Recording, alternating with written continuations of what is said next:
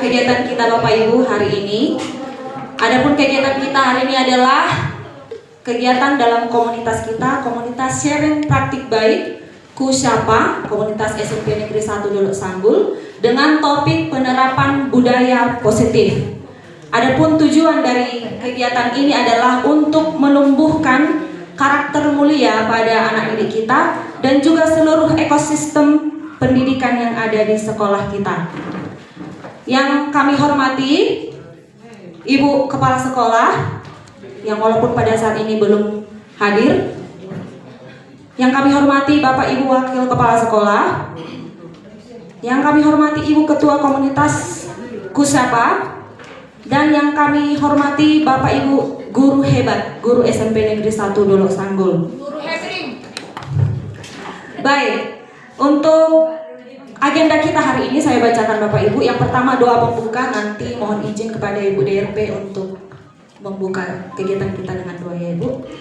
Yang kedua sambutan dari Ibu Ketua Komunitas, Ibu Epidayanti. Yang berikutnya arahan dan bimbingan dari Ibu Kepala Sekolah yang mungkin nanti akan diwakilkan dari Ibu KR. Bapak Ibu, kegiatan ini terlaksana dalam 2 hari, yaitu hari ini dan besok, dengan materi budaya positif. Dan untuk hari ini materinya yang akan disampaikan adalah disiplin positif dan motivasi perilaku manusia. Kami informasikan kegiatan ini akan kami rekam. Untuk menghemat waktu, kita mulailah kegiatan kita ini dengan doa pembuka. Kami undang Ibu DRP untuk Tapasalarohatan pertanyaan mereka. Holan sidok mulai ate doa itu oleh Tuhan di bagasan tikyo dinam hujalo hami balgani asing roham marhite hahipason dina dilehoko di hami bisuk dina mengajari akka yang akon nami hami atau Tuhan bahin ma ulon nami sadarion gabi korhon selas ni rohamai tu akka yang akon nami marut masian oleh Tuhan di bagasan tikyon dina adong Tuhan pertemuan nami di bagasan tikyon ima dina laho manarengoti pengembangan ni persikolahan nyon marhite akka hatorangan nani lehon ni akka calon guru penggerak Tuhami atau Tuhan siang nasarohanami mahami mangihutong acaraon gabi mapakorhon mai tu akka persiajaran nana yang ajar nami tu akka yanakon nami tu tikiran yang roh nang di narasumber Tuhan lehon ma bisuk dohot gugu nasiakoi asa di bagasan bisuk nasida oleh Tuhan laho patorakon nana yang ujahan manang dasar nana yang ajaran nami tu akka. Terima kasih kami ucapkan kepada Ibu DRP. Untuk selanjutnya kami undang kesediaan dari Ibu Ketua Komunitas kita, Ibu Epidayanti, untuk memberikan sambutan dalam kegiatan hari ini.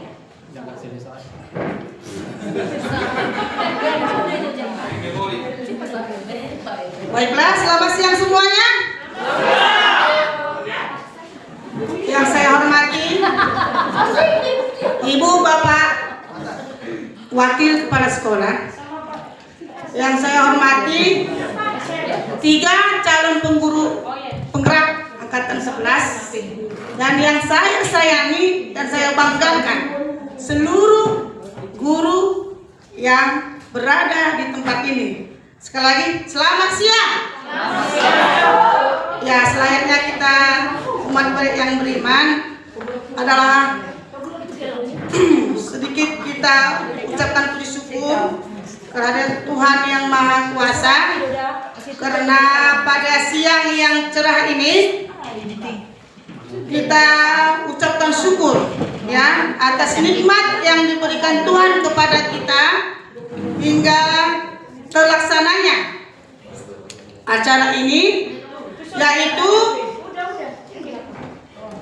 menghidupkan kembali komunitas ya yang digerakkan oleh CGP kita pada siang hari ini. Kalau dikatakan ketua, ya saya mengucapkan terima kasih kepada CGP yang sudah mengundang saya.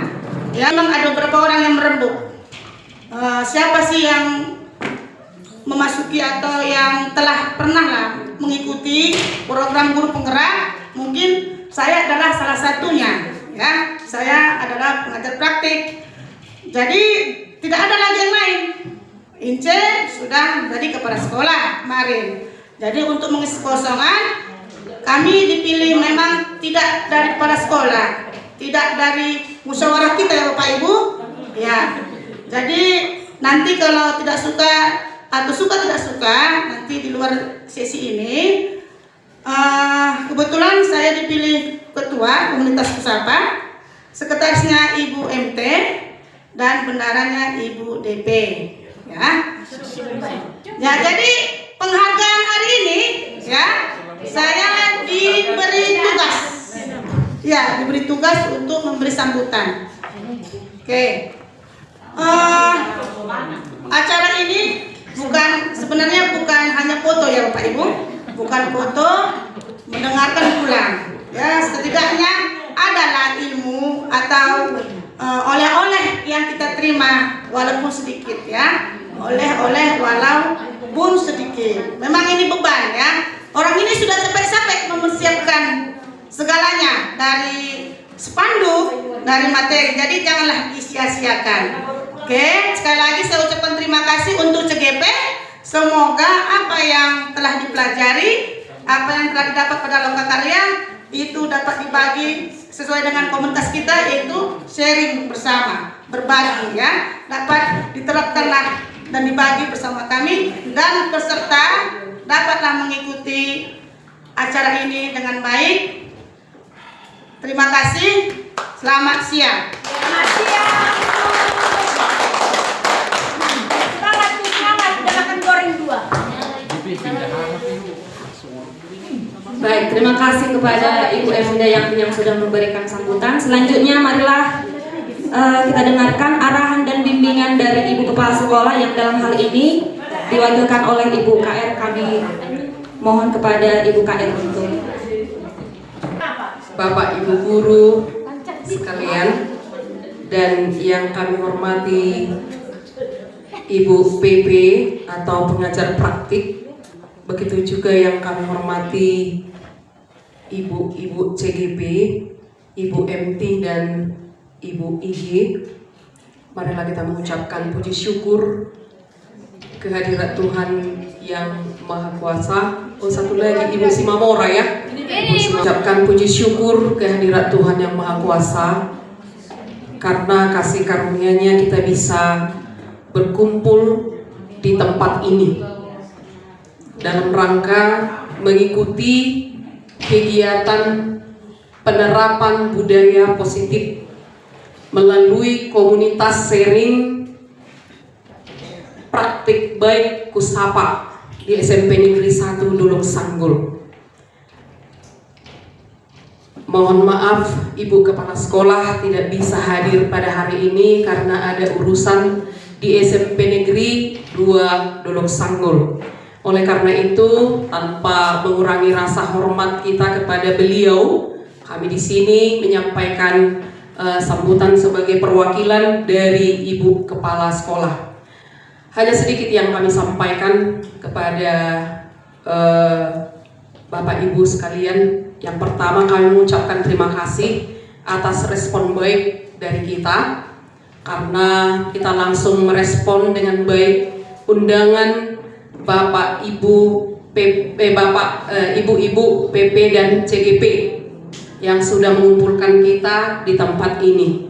Semoga seperti apa yang disampaikan oleh Ibu PP tadi, kita tidak hanya berfoto, makan snack dan pulang isi absen, tidak hanya itu, tetapi kita berharap dari pertemuan kita ini ada yang kita dapatkan dari ibu-ibu CGP dan PP pada kegiatan ini. Oleh karena itu, marilah kita ikuti dengan baik Bapak Ibu, sehingga apa yang kita dapatkan nanti bisa kita kita aplikasikan atau kita terapkan di dalam pekerjaan kita sebagai pendidik di sekolah kita ini.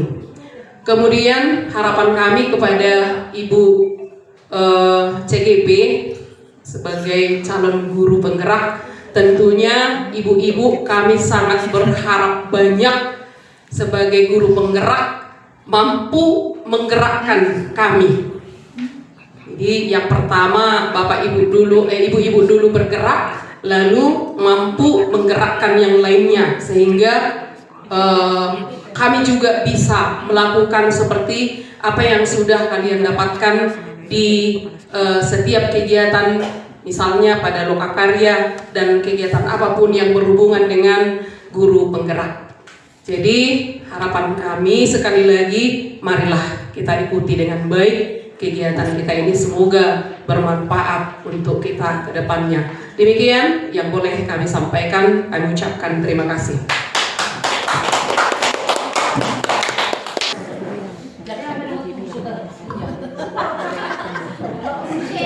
Baik, terima kasih kepada Ibu Kair yang sudah memberikan arahan dan bimbingan untuk kegiatan hari ini. Bapak Ibu yang menjadi pemateri hari ini dan juga untuk besok adalah Ibu Irma yang sekarang di depan, saya sendiri dan Ibu Seridawani. Bapak Ibu mohon maaf, bukan karena kami pintar, kami hanya sekedar ingin berbagi hal yang baik yang kami dapat untuk bisa kami tularkan kepada Bapak Ibu sekalian. Dan mungkin di kegiatan praktik baik selanjutnya Bapak Ibu memiliki ilmu-ilmu yang baru, mungkin bisa dibagikan kepada komunitas kita ini di kegiatan selanjutnya Bapak Ibu. Simak pemaparan materi kita yang pertama yang akan disampaikan oleh Ibu Irma Mardiana Gultom dengan topik disiplin positif dan motivasi perilaku manusia. Masak cumi dicampur nasi. Untuk ibu guru yang paling keren, kami persilakan memulai presentasi. Oke, terima kasih Ibu Moderator yang luar biasa.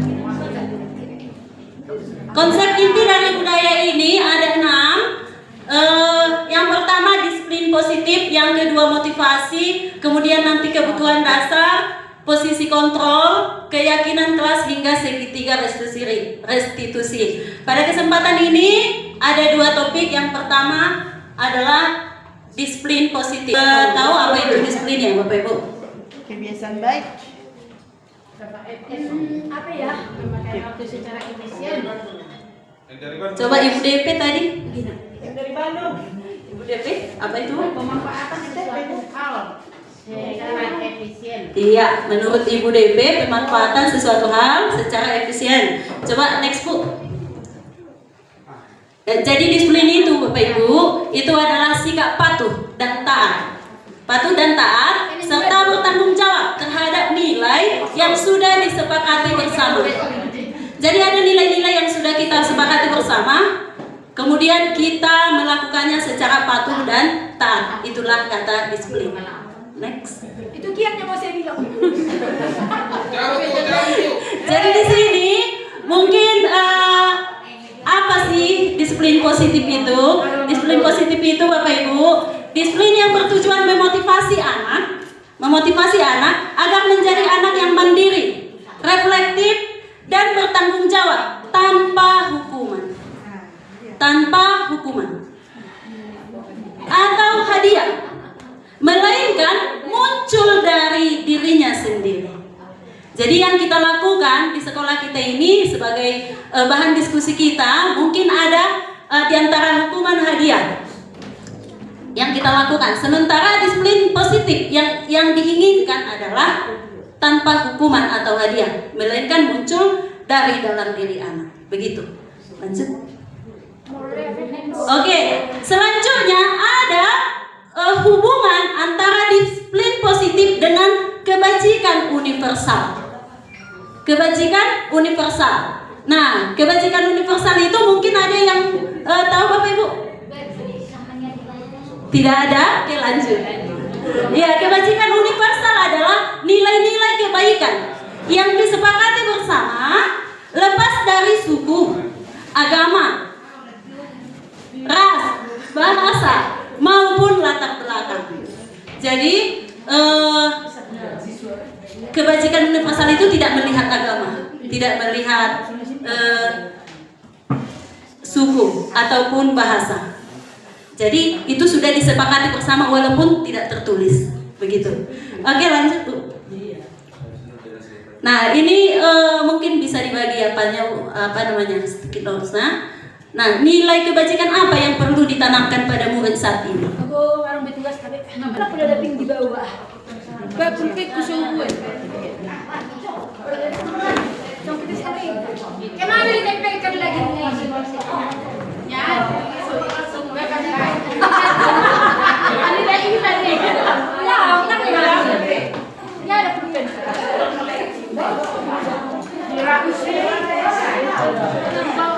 Ano rin iso ibig ko?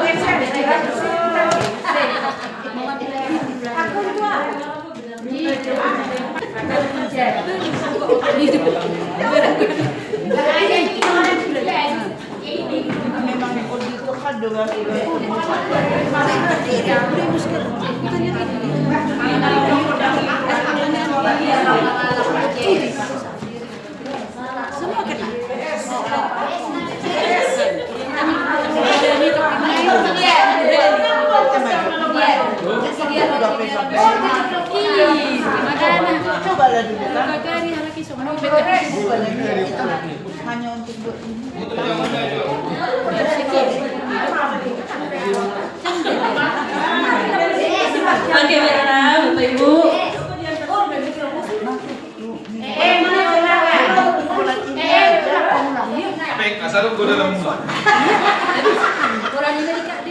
Oke, jadi nilai kebajikan yang sudah Bapak Ibu tuliskan di sini hampir sama semuanya: disiplin, tanggung jawab, semangat, bekerja keras, jujur, kemudian bertakwa kepada Tuhan Yang Maha Esa, mandiri, bernalar kritis, dan sebagainya.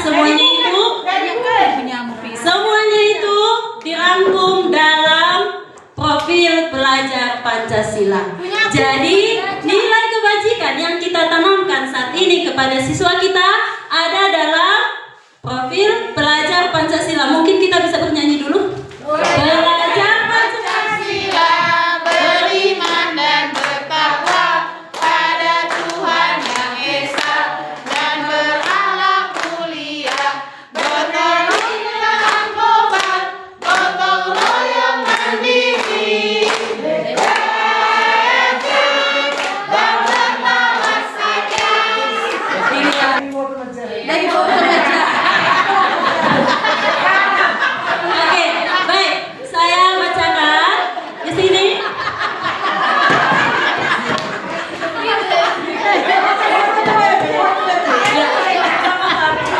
Sekarang mari kita pikirkan tentang diri kita sendiri. Kita sekarang mengikuti sosialisasi penerapan budaya positif. Mengapa kita mengikuti kegiatan ini? Apakah bila kita tidak mengikuti kegiatan ini akan ada hal yang menyakitkan yang akan terjadi pada kita? Apakah ada hadiah atau penghargaan setelah kita mengikuti kegiatan ini? Atau apakah Anda mengikuti atau kita mengikuti kegiatan ini karena kita ingin menjadi seorang guru dengan nilai-nilai yang kita yakini? Misalnya menjadi seorang guru pembelajar yang mana motivasi yang paling akan berdampak jangka panjang dan membuat kita terus bersemangat secara internal.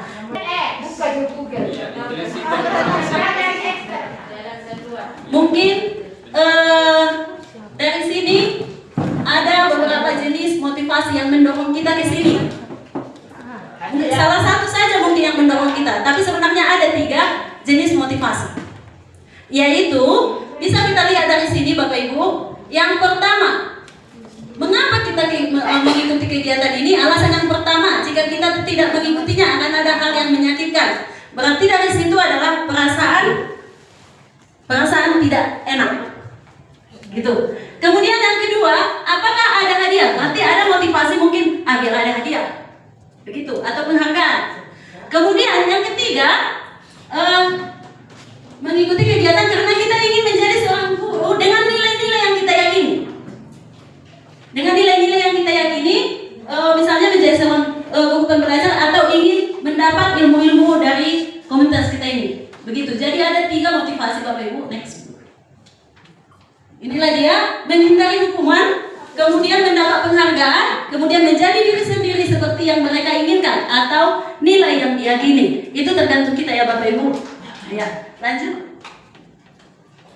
Nah, kemudian di sini ada hukuman, konsekuensi, dan restitusi. Jadi sebelum kita lanjut ke materi, kita lihat dulu hukuman vs konsekuensi yang akan dibagikan melalui grup SMP 1.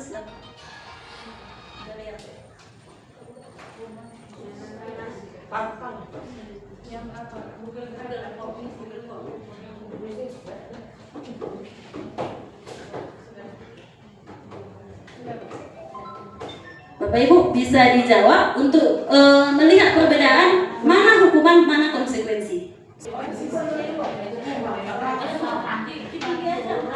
Dipilih Bapak Ibu antara hukuman atau konsekuensi, satu saja dipilih. Pilih salah satu.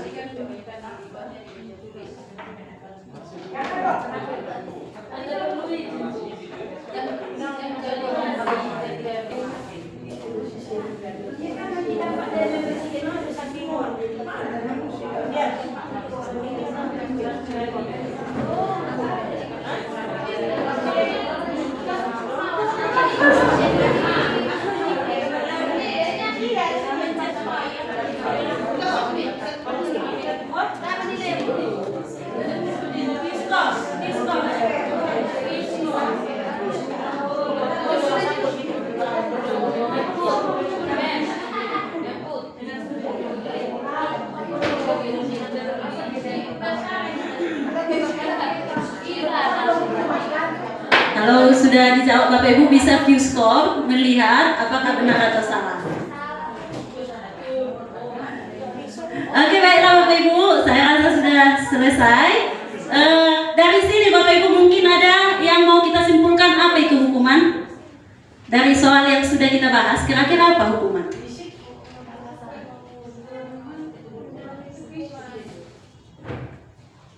Setelah kita menjawab soal yang tadi, ada beberapa soal. Dari situ bisa kita simpulkan hukuman itu apa dan konsekuensi itu apa.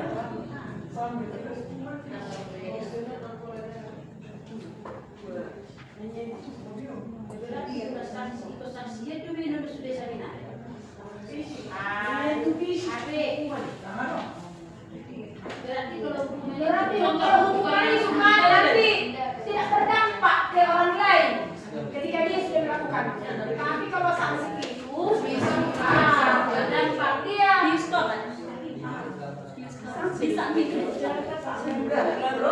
untuk dia sendiri, menjerahkan diri sendiri. Kalau sanksi itu kan efek yang diterima bukan hanya untuk dia sendiri, tetapi juga untuk. Kalau dia terima kasih untuk pendapatnya. Next Bu, Ibu. Oke, lanjut. Nah, inilah hukuman Bapak Ibu. Hukuman itu adalah salah satu cara atau tindakan yang dilakukan kepada seseorang atau sekelompok orang atas kesalahan atau pelanggaran yang diperbuat dengan tujuan pembinaan supaya tidak terulang kembali. Ya, jadi sebenarnya hukuman ini membuat perasaan tidak nyaman dalam jangka panjang, membuat jerak begitu kira-kira. Nah, sementara untuk untuk konsekuensi itu akibat dari perbuatan yang dilakukan sebelumnya, dan ini hanya membuat perasaan tidak nyaman sebentar saja.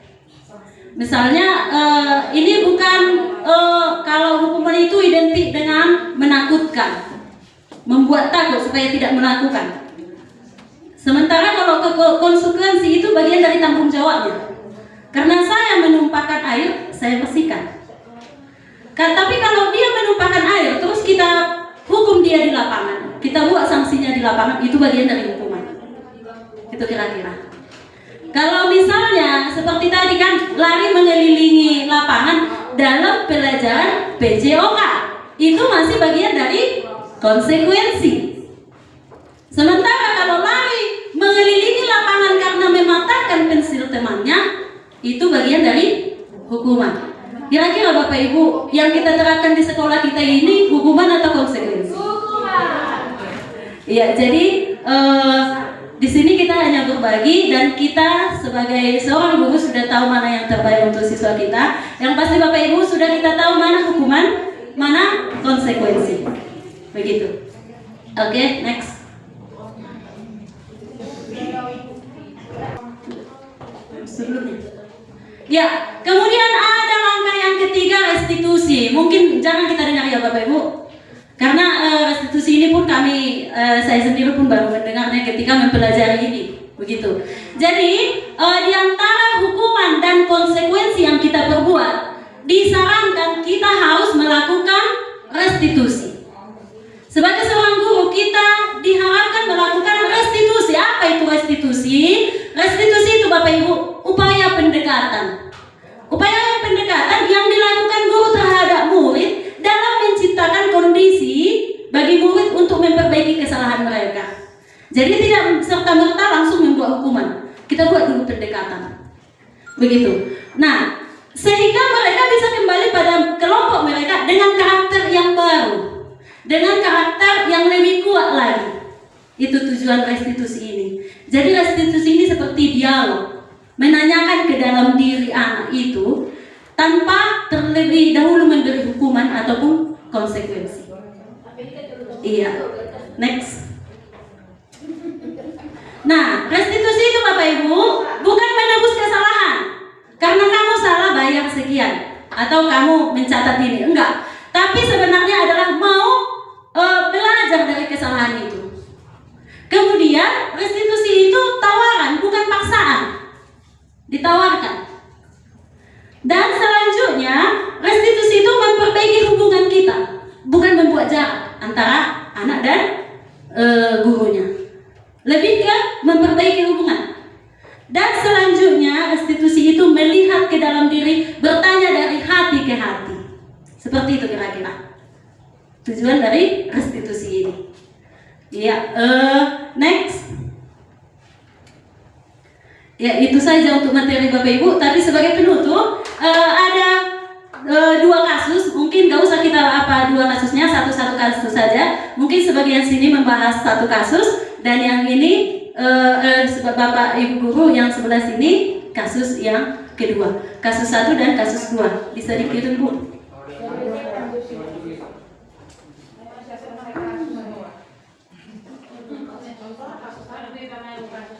Kasus semalam aja belum terjawab.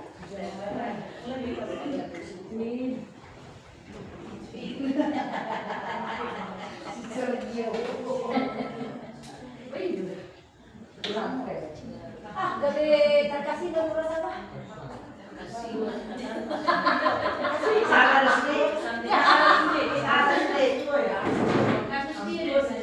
Mungkin di Bapak Ibu yang sebelah sini membahas kasus 2 saja, dan Bapak Ibu yang sebelah sini membahas kasus 1. Satu kasus saja. Ya, kami harapkan nanti perwakilan dari Bapak Ibu untuk menyampaikan sedikit gambaran cerita dan menjawab pertanyaannya. Kasus 2 Pak, yang sebelah kiri saya kasus 2, yang sebelah sini kasus 1.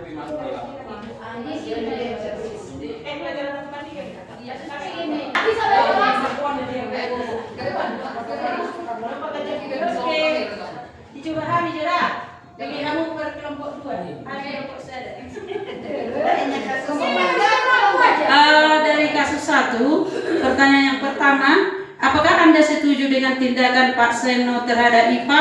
Menurut kami kelompok 1, kami kurang setuju dengan tindakan yang diberikan oleh Pak Seno terhadap si IPA. Tidak setuju. Kami tidak setuju dengan tindakan yang diberikan. Yang kedua, menurut Anda tindakan Pak Seno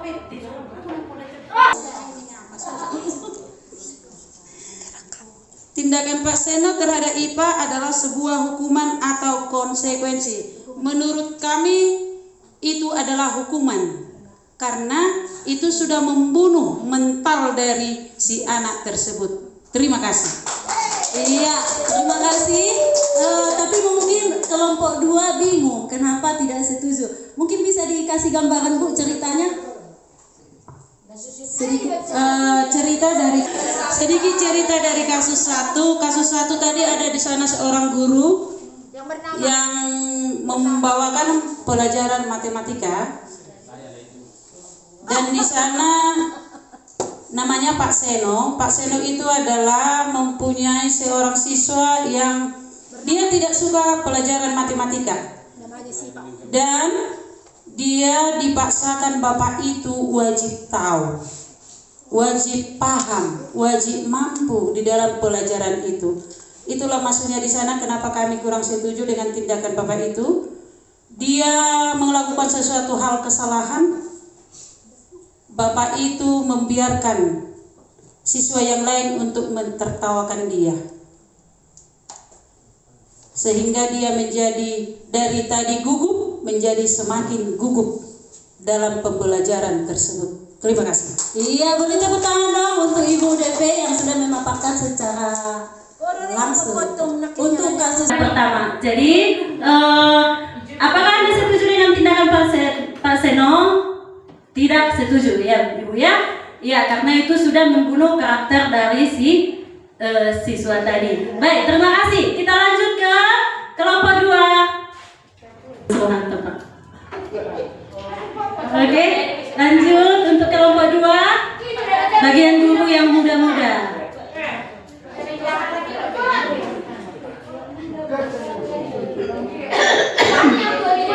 Baiklah, untuk kasus yang kedua, secara singkat, ini ada Ibu Anas sebagai guru.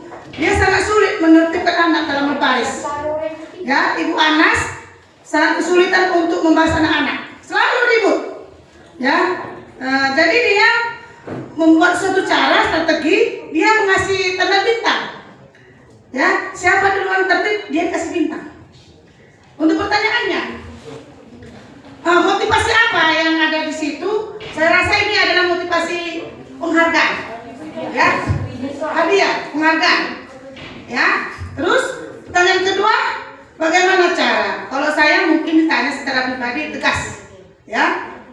Kalau udah datang Ibu, jangan ada lagi bersuara, ditegaskan. Itu terima kasih. Hidup kelompok 2.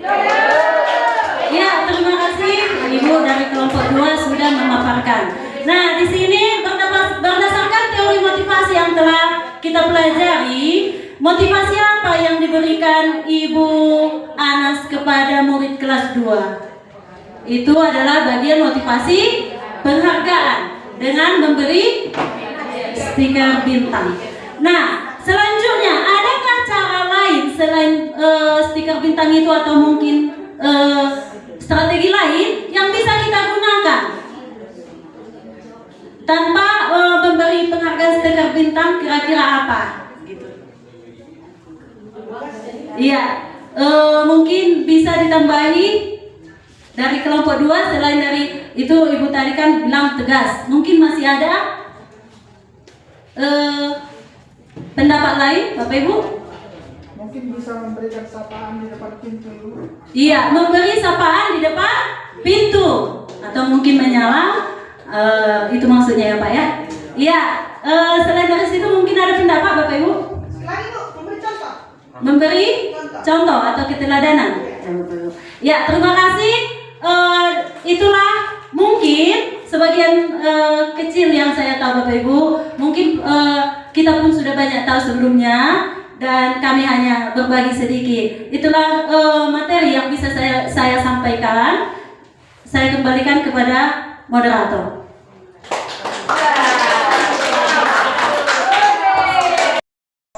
Soal hukuman dan konsekuensi ini sebenarnya saya pun dalam konteks melakukan itu dalam kelas atau dalam aktivitas sehari-hari, saya agak bingung posisi saya di mana sebenarnya.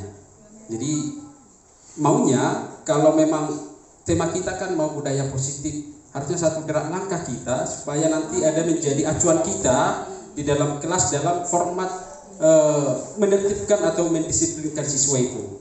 Misalnya untuk yang pertama tidak ada istilah hukuman dulu, yang ada hanya mendisiplinkan. Baru yang berikutnya bentuk atau langkah apa yang mau kita lakukan. Misalnya kalau menghukum siswa di dalam kelas itu, biar ada satu langkah kita, jangan beraba-raba lah. Itu yang mau saya sampaikan. Terima kasih. Ya, terima kasih Pak masukannya.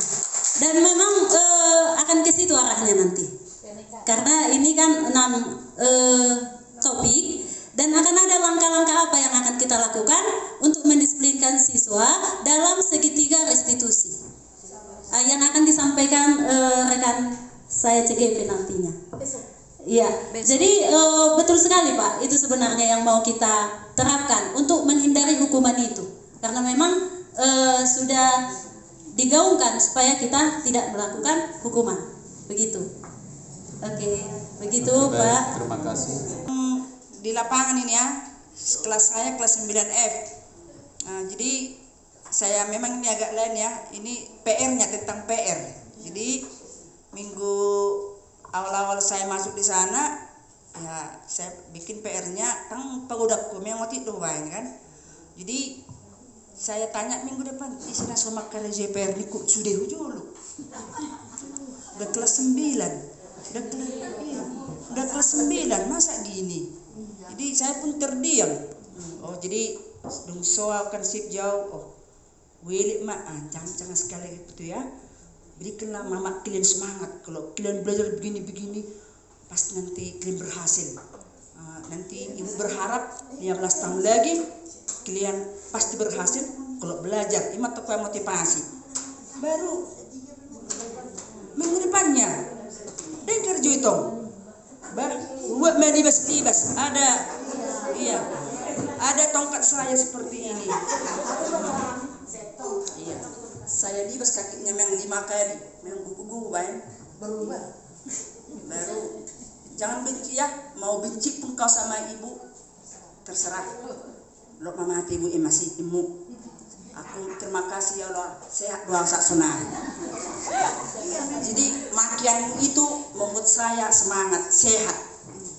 Saya sudah umur 58 tahun, implesan pada kiau niku. Karena 2 klien niku. Jadi laki manusia. Tuh kere cuy. Jadi wah ada benokku.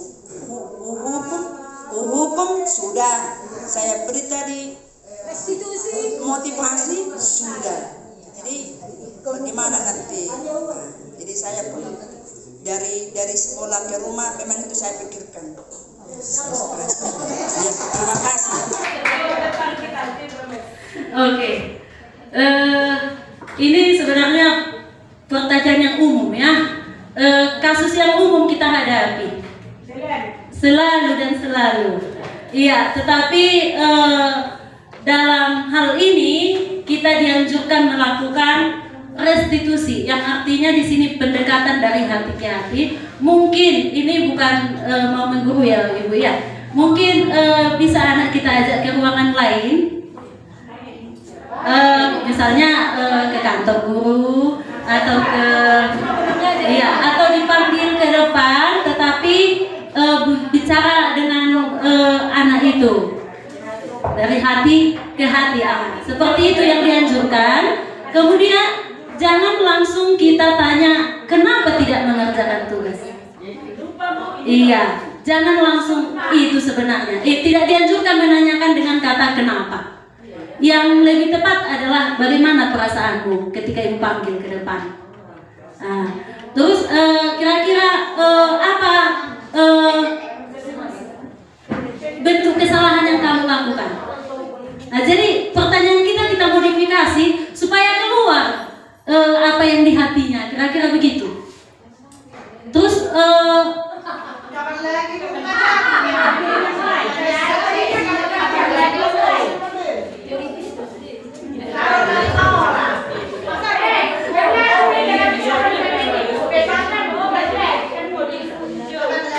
mungkin kita bisa mengkondisikan waktu.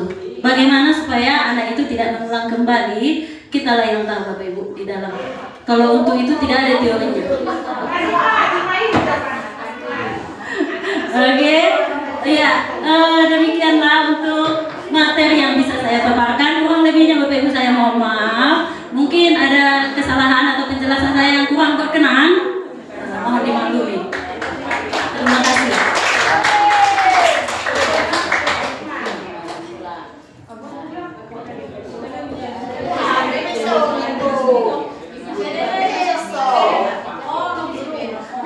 Bapak Ibu. Mari kita berikan tepuk tangan yang meriah untuk materi yang sudah kita terima dari Ibu Irma Mardiana Butom. Tepuk tangan Bapak Ibu. Ya, terima kasih kepada Ibu Irma yang sudah menyampaikan materi yang pertama. Oke, baiklah Bapak Ibu, saya ambil alih sebagai moderator dan kita lanjut ke topik yang selanjutnya tentang kebutuhan dasar manusia yang akan dipaparkan oleh Ibu Manuela Tambunan. Untuk Ibu Manuela kita beri aplaus. Yang semangat dong Bapak Ibu. Oke, silakan Ibu Manuela. Bapak Ibu, masih berkaitan dengan budaya positif, yaitu kebutuhan dasar manusia. Kebutuhan dasar manusia. Tadi saya simak berbagai pertanyaan yang muncul dari Bapak Ibu semuanya. Sebenarnya materi ini belum selesai. Jadi misalnya pertanyaan Ibu MS tadi terkait memberikan hukuman itu, sebenarnya harus kita ketahui dulu apa yang menjadi kebutuhan dasar dari anak kita itu sehingga dia bertingkah seperti itu. Misalnya tidak selesai, hampir setengah dari siswa itu tidak menyelesaikan PR-nya. Ada kebutuhan dari anak itu yang tidak terpenuhi, makanya dia bertingkah seperti itu. Ya, tingkah laku yang beragam dari anak didik kita. Ada yang membuat marah, ada yang membuat kecewa, ada yang menyenangkan, ada yang membuat kita bangga. Itu semua didasari dari kebutuhan dasar manusia. Next, Bu. Ya. Sebagai guru, kita dituntut untuk dapat bertindak layaknya seorang petani yang sedang berusaha memelihara masing-masing tanaman dan memenuhi kebutuhan tanaman tersebut. Saya bold di sini, memenuhi kebutuhan tanaman tersebut agar dapat tumbuh maksimal. Itulah tugas kita Bapak Ibu sebagai pendidik. Ini sesuai dengan filosofi Bapak pendidikan kita Ki Hajar Dewantara. Inilah seharusnya tugas kita, merawat dan memenuhi kebutuhan dan menuntun anak didik kita itu. Ya Bapak Ibu ya. Ya. Tokoh tadi tersebut membagi kebutuhan dasar manusia. Yang pertama adalah kebutuhan bertahan hidup atau survival. Yang kedua adalah kebutuhan akan kasih sayang dan rasa diterima. Yang ketiga kebutuhan kebebasan. Yang keempat kebutuhan kesenangan.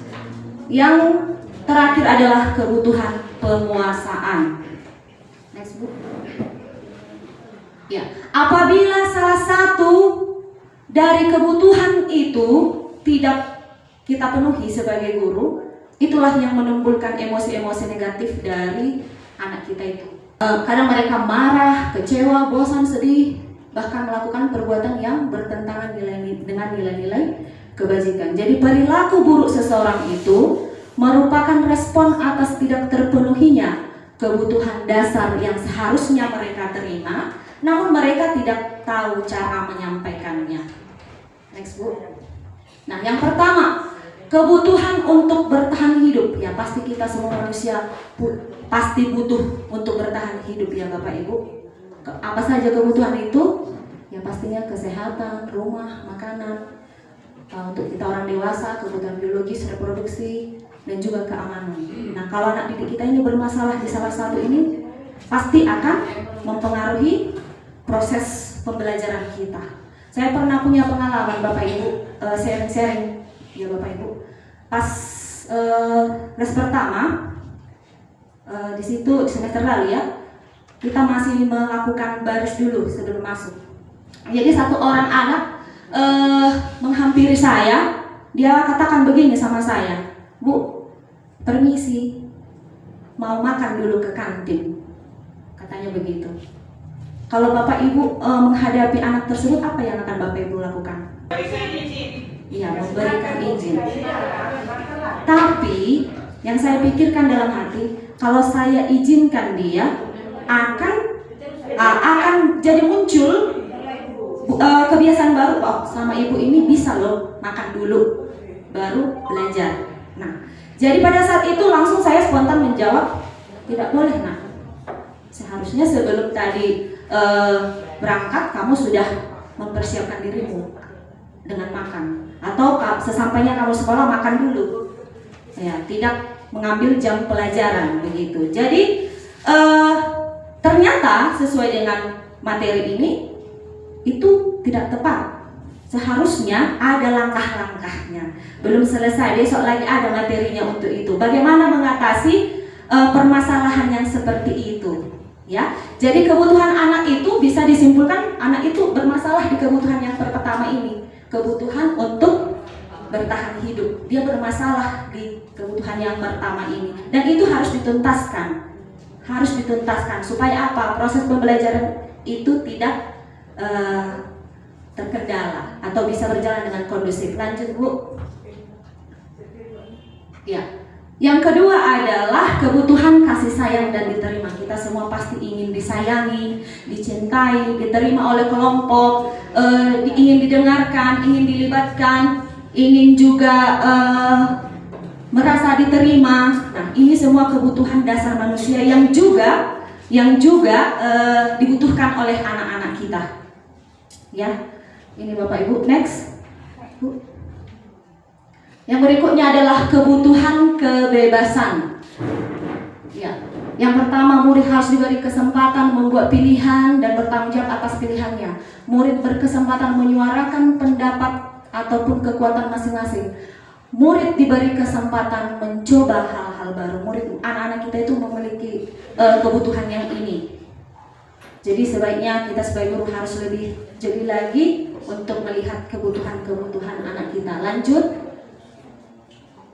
kebutuhan kesenangan. Nah, ini yang paling dibutuhkan anak-anak sebenarnya. Kodrat anak-anak itu adalah bermain, bersenang-senang. Jadi murid ingin menikmati apa yang mereka lakukan. Pada dasarnya seperti itu. Yang berikutnya lagi, murid akan berkonsentrasi tinggi jika mereka melakukan hal yang disenanginya. Jadi kita sebagai guru sebenarnya juga harus bisa membuat murid kita itu merasa senang. Dengan cara apa? Salah satunya pembelajaran berdiferensiasi atau metode-metode yang lebih interaktif dan menyenangkan. Lanjut Bu. Yang berikutnya adalah kebutuhan penguasaan. Mungkin dari sekian banyak murid-murid kita, adanya yang di setiap kelas itu selalu ingin tampil. Nah, murid itu dia punya kebutuhan ini, kebutuhan penguasaan. Kita tanya misalnya, saya bu. Nah, berarti murid itu punya kebutuhan ini, dan itu harus kita layani. Murid ingin memiliki kompetensi, murid ingin menjadi terampil, diakui pencapaiannya, didengarkan, percaya diri. Murid yang memiliki kebutuhan penguasaan yang tinggi biasanya ingin selalu menjadi pemimpin. Jadi kalau di kelas kita ada yang selalu ingin jadi ketua, misalnya ketua kelompok, nah, berarti murid kita itu butuh kebutuhan penguasaan. Itulah materi untuk kebutuhan dasar. Ada sedikit soal yang ini, yang cuma saya kutip aja kalimat-kalimatnya Bapak Ibu. Mari kita kebutuhan ini, dari kalimat ini kira-kira kebutuhan apa yang diperlukan si anak ini atau yang diinginkan si anak ini. Ya, makanya tadi saya bedakan warnanya.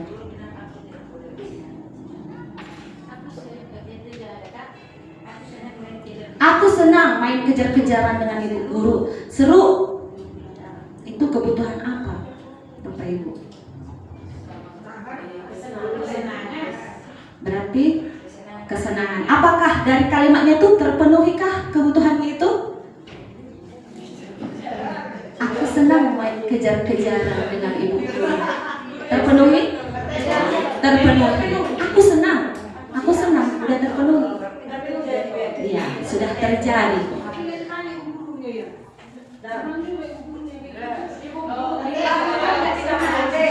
Ini kasus, ini beda apa ya? Beda cerita ya. Saya penggal-penggal.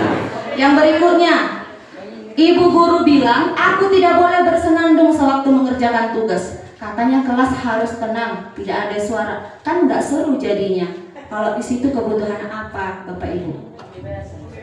Kebebasan. Terpenuhi? Tidak, belum terpenuhi, belum tuntas masalah anak ini. Untuk yang kedua tadi Bapak Ibu, besok lah karena Tuhan dan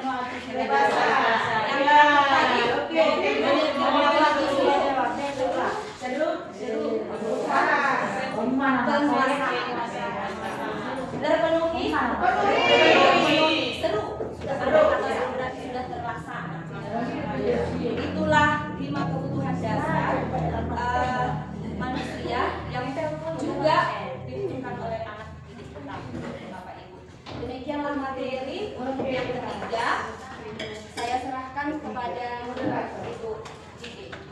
Boleh tepuk tangan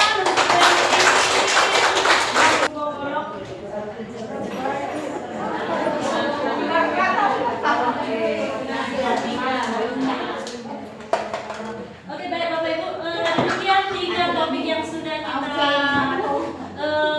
bahas. Mungkin sebagai bagian dari akan ada refleksi atau mungkin apa yang Bapak Ibu rasakan selama kita mempelajari topik ini.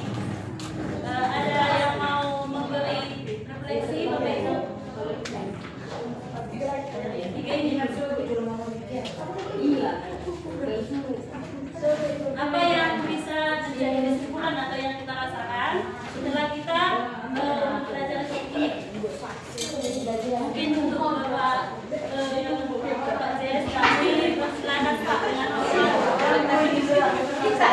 Ada idola juga itu Bapak Jess.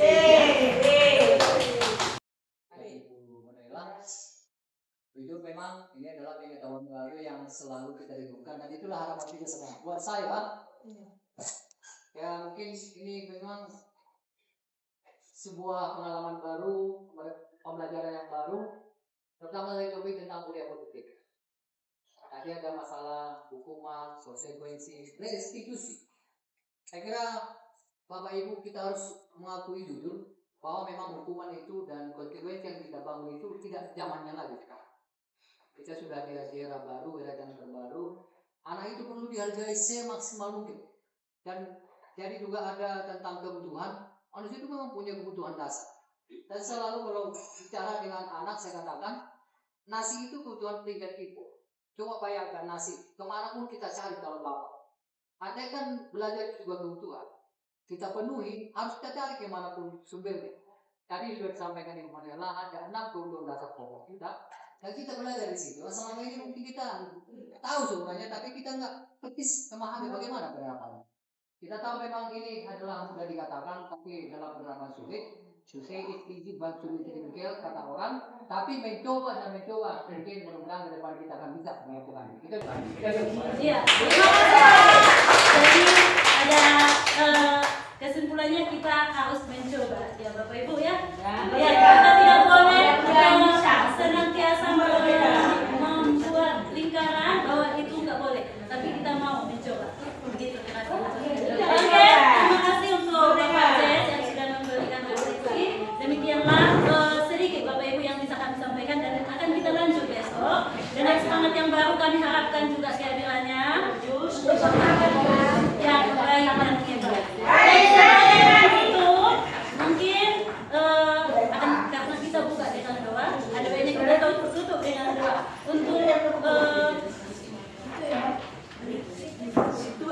untuk Bapak LA kami mohon kesediaannya untuk menuju dalam doa.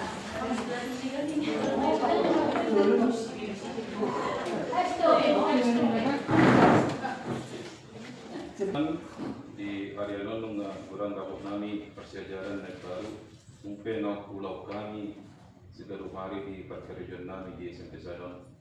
Ada tekanan na pulau kami kakusa dari kami Tuhan kue berdala dengan mahal. Ada dipikirkan semakin dimantapkan dengan budaya positif dari patoran di akar ibu nami CGP. Semoga Tuhan dari patoran nasida gue menambah perbedaan nami di dalam menampai perbedaan nami di dalam mengajari kaya nak menapi nasami Tuhami. Nasami nasida Tuhan, Bapak Ibu guru nami Jegetion, berharap bahwa kami ketong asa buah nasida sukses Tuhan, buah nasida dipakai di tengah-tengah ini pemerintahan Kabupaten Pembangsa Sundutanon, menerapkan praktik baik di tengah-tengah kami. Inilah mulai kami oleh Tuhan, dipikiran pasal yang lagi ikuti kami. Maknya dalam Tuhan Yesus Kristus melaksanakan. Amin. Selamat siang.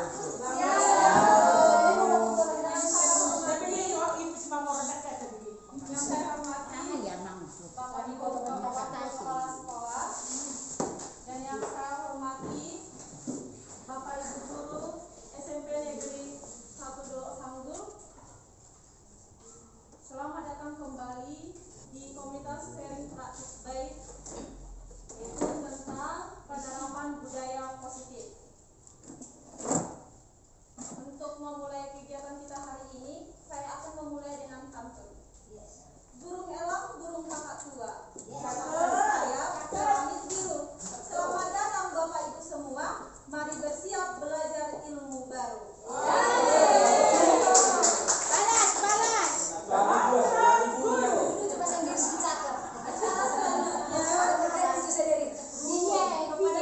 Saya Ibu MP akan memaparkan materi selanjutnya. Kami persilakan Bapak dari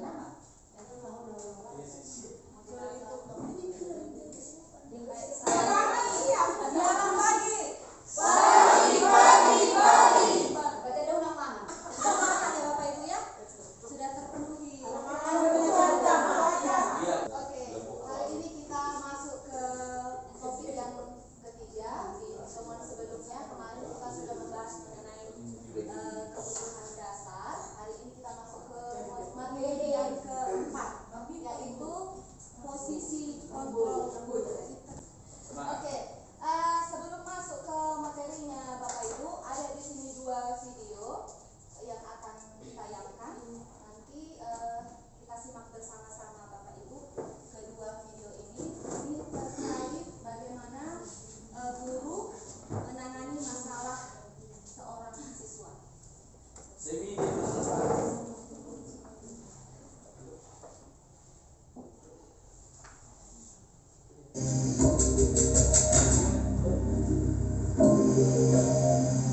Naren, sini kamu. Selamat pagi, Bu.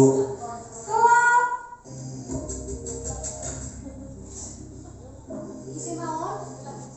Naren, sini kamu. Selamat pagi, Bu. Selalu terlambat. Kamu deh pasti terlambat. Maaf, Bu. Saya Apa coba? Alasan kamu apa lagi? Kapan sih kamu tidak terlambat? Malas sekali ya kamu jadi anak. saya Dasar pemalas. Gak kapok-kapok sih kamu. Udah berapa kali terlambat? Sana, kamu keliling lapangan basket 2 kali. Wow. kenapa saya harus ke lapangan basket, Bu? Kenapa? Kamu ngelawan ibu. Berani-beraninya jawab. Sudah terlambat, masih berani jawab pula. Sekarang keliling lapangan basket 5 kali sekalian, biar kapok. Cepat, pergi sana ke lapangan basket.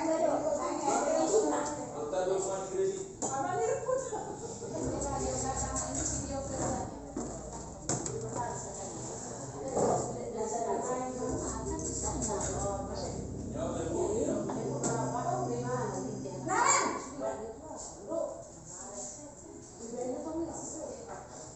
Selamat pagi, Bu. selamat pagi Naren. Maaf, Bu. Saya terlambat. Iya, sekolah masuknya jam 7, sekarang sudah jam 7.20. Jadi sekarang bagaimana ini Naren? Maaf, Bu. Saya lupa setel alarm saya semalam. Baiklah, menurut kamu, keyakinan sekolah yang mana yang perlu kamu tingkatkan? Menghargai diri sendiri dan orang lain mungkin ya, Bu. Setuju. Jadi, apakah Naren meyakini prinsip saling menghormati tersebut? Iya, Bu. Saya meyakininya. Apakah Naren bersedia Bersedia, Bu? Bagaimana kamu akan perbaiki masalah keterlambatan ini? Saya akan coba untuk tidak lupa menyetel alarm saya, Bu. Baik, kalau Naren lupa menyetel alarm di rumah, ada orang yang kira-kira bisa bantu mengingatkan tidak? Ada, Bu. Kata saya, Kak Emma. Ada lagi? Selain Kak Emma, ada ibu saya. Baik, jadi yang mengingatkan Naren adalah Kak Emma dan Ibu Alia. Kira-kira akan membuat alarm kapan ya, Naren? Akan segera saya lakukan. Baik, jadi Naren akan setel alarm untuk bangun besok pagi dan akan diingatkan oleh kakak dan ibunda Naren ya. Ada lagi yang mungkin perlu dilakukan Naren agar tidak terlambat bangun lagi? Tidak ada, Bu. Baik Naren, terima kasih untuk kerjasama kamu. Sekarang kamu perlu kembali ke kelas untuk belajar. Baik, Bu. Terima kasih.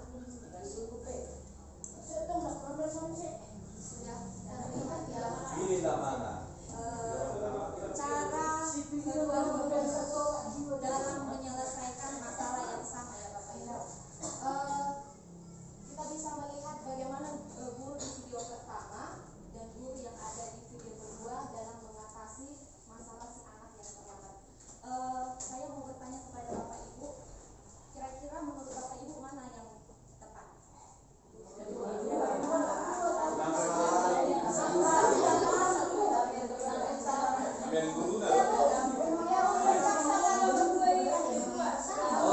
Jawaban dari sini katanya untuk guru penggerak nomor 2, guru biasa.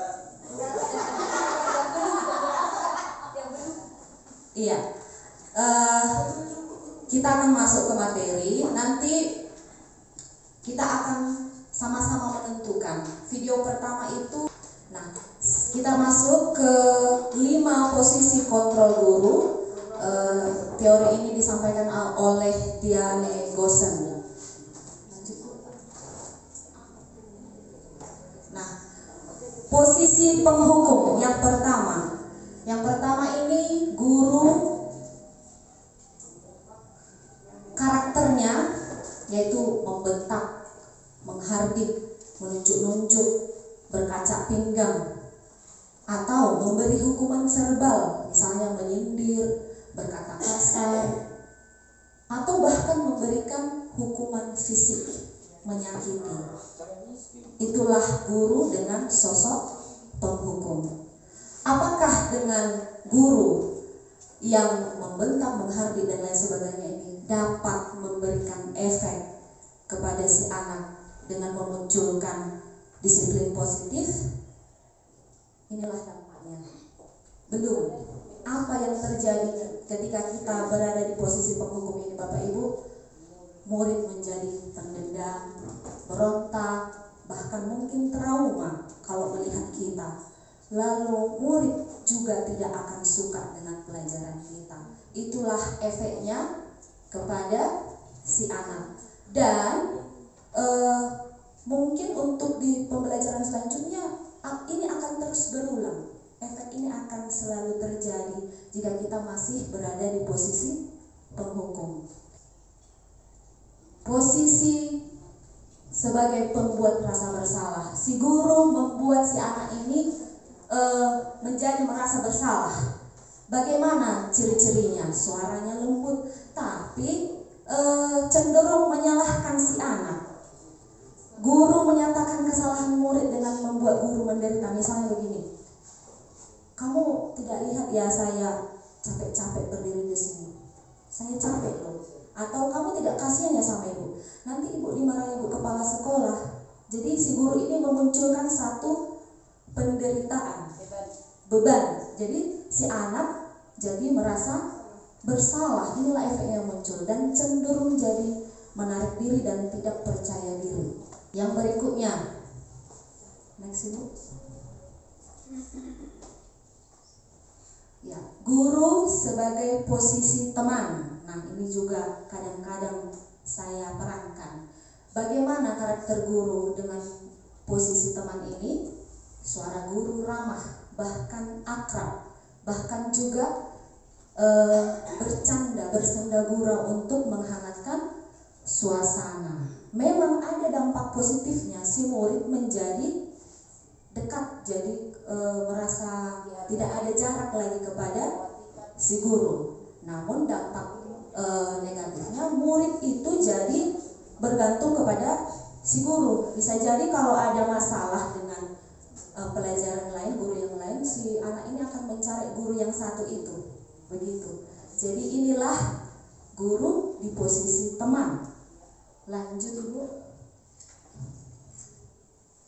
Ya, ini yang keempat, posisi pemantau. Di sini guru bersikap sebagai seorang pengawas, layaknya seorang pengawas. Dia biasanya bersuara datar, tidak emosional, tidak terlalu sering bersenda gurau, dan guru mengarahkan murid kepada konsekuensi. Jadi kalau salah si anak, si guru ini selalu membuat konsekuensinya dan berusaha menyadarkan si anak dengan cara memberi konsekuensi atau sanksi kepada si anak. Apa dampaknya? Murid memang akan melaksanakan konsekuensi itu, namun tidak memahami apa nilai-nilai yang tujuan dari konsekuensi itu, apa nilai yang dimaksud oleh si guru, dan tidak sepenuhnya mandiri. Memang di sini sudah mulai tercipta identitas positif di dalam diri si anak, namun tidak sepenuhnya mandiri. Terakhir Bu, ya, terakhir adalah posisi manajer. Di sini gurunya bersuara netral, tidak emosional, tidak terlalu ramah, tidak bernada tinggi. Nah, di sini juga guru menciptakan identitas positif. Guru mengajukan pertanyaan bermakna dan membimbing murid memecahkan masalahnya sendiri. Jadi solusi, kalau ada anak bermasalah, si guru akan mengarahkan anak itu, dia sendiri yang mencari masalahnya, bukan dari gurunya, atau bukan memberikan konsekuensi. Nah, apa efek atau dampak dari posisi manajer ini? Murid menjadi mandiri, murid percaya diri dalam memecahkan masalah, dan terbentuklah disiplin positif di dalam diri si anak. Itulah yang semalam kita bahas bersama Ibu IG.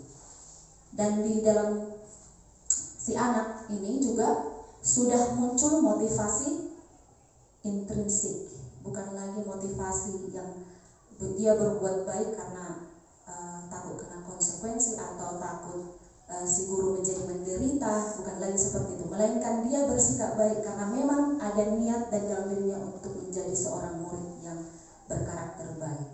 Itulah dia 5 posisi guru.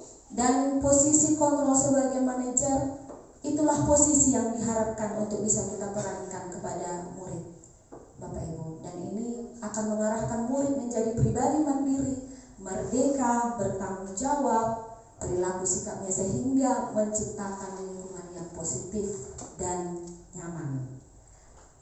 Lanjut Ibu. Ya, ada kasus akan dibagikan oleh Ibu Sri Dawani. Boleh kita cek handphone kita Bapak Ibu, ada 2 kasus itu.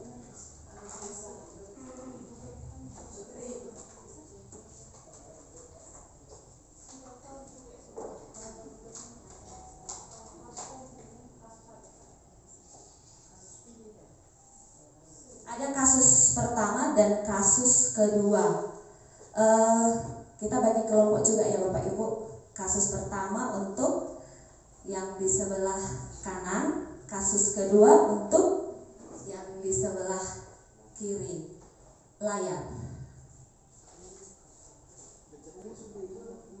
Di sini bawahnya ada pertanyaan 2 supaya Bapak Ibu kita semua boleh menjawabnya.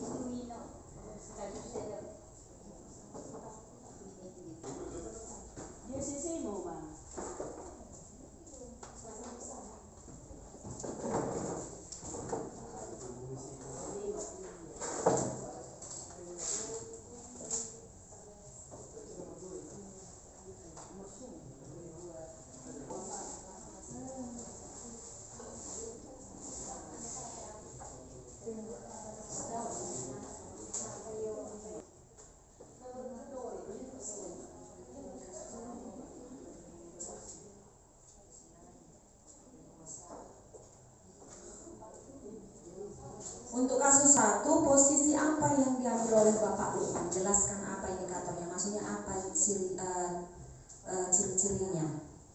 Bila Bapak Lukman mengambil posisi sebagai manajer, apa yang dikatakannya? Kira-kira seperti apa yang dikatakannya? Kasus 2, posisi apa yang diambil oleh Ibu Dani dalam pendekatannya? Maksudnya masih berkaitan dengan ini ya Bapak Ibu? Ya. Kira-kira kebutuhan apa yang diperlukan oleh Fajar? Bapak Ibu, untuk kasus 1 dari kelompok 1, kasus 2 dari kelompok 2, kasus 2 duluan. Sepertinya Ibu Fide tersenyum-senyum dari sana. Mungkin sudah punya jawaban Ibu Fide.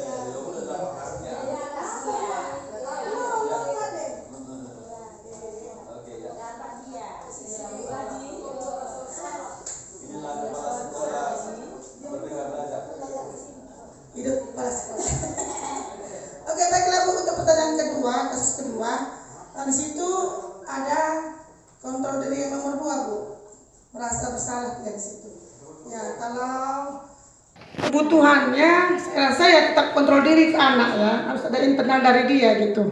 Memang saya di kelas tidak segitu berat tapi ada, ya tidak segitu berat tapi ada ya. Istilahnya saya tetap mengingatkan, itulah tadi gunanya restitusi tadi itu ya. Tetap kita bertanya, apakah posisimu seperti ini bagaimana? Apa jalan keluarnya? Tetap kita berkomunikasi secara internal sama dia gitu, secara pribadi. Pendekatan lah secara pribadi. Luar biasa sekali. Tepuk tangan dulu Bapak Ibu untuk Ibu S. Jayanti. Iya.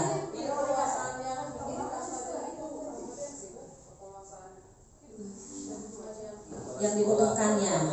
Iya. Kalau kita baca kasusnya ini, dia si Fajar ini kan tidur-tiduran, dan di sini juga tertulis sudah sering terjadi, acuh tak acuh, nilai-nilainya pun tidak terlalu baik untuk bahasa Inggris. Berarti ini sudah bukan kali ini lagi kasus ini terjadi, sudah sering. Dan si guru mendekatinya dengan mengatakan kamu tidak kasihan ya kepada ibu, kamu tidak kasihan ya kepada ibu. Justru si guru ini membuat dia semakin merasa bersalah begitu. Jadi di sini bisa kita simpulkan bahwa si ibu ini adalah membuat rasa bersalah, dan kebutuhan yang dibutuhkan si Fajar ini adalah kebutuhan kesenangan. Jadi seharusnya si ibu ini memperbaiki metode mengajarnya dengan metode yang lebih menyenangkan. Itu dia. Iya, kesenangan. Kesenangan maksudnya dengan membuat bagaimana pelajaran itu supaya hidup, supaya menyenangkan, suasana pasti supaya hidup, begitu, supaya dia tidak ngantuk.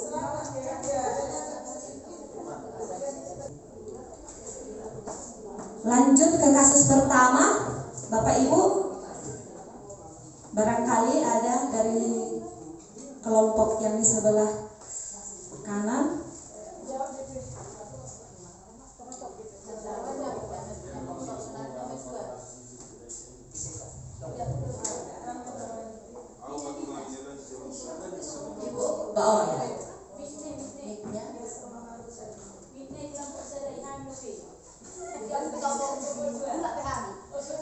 Ya, terima kasih.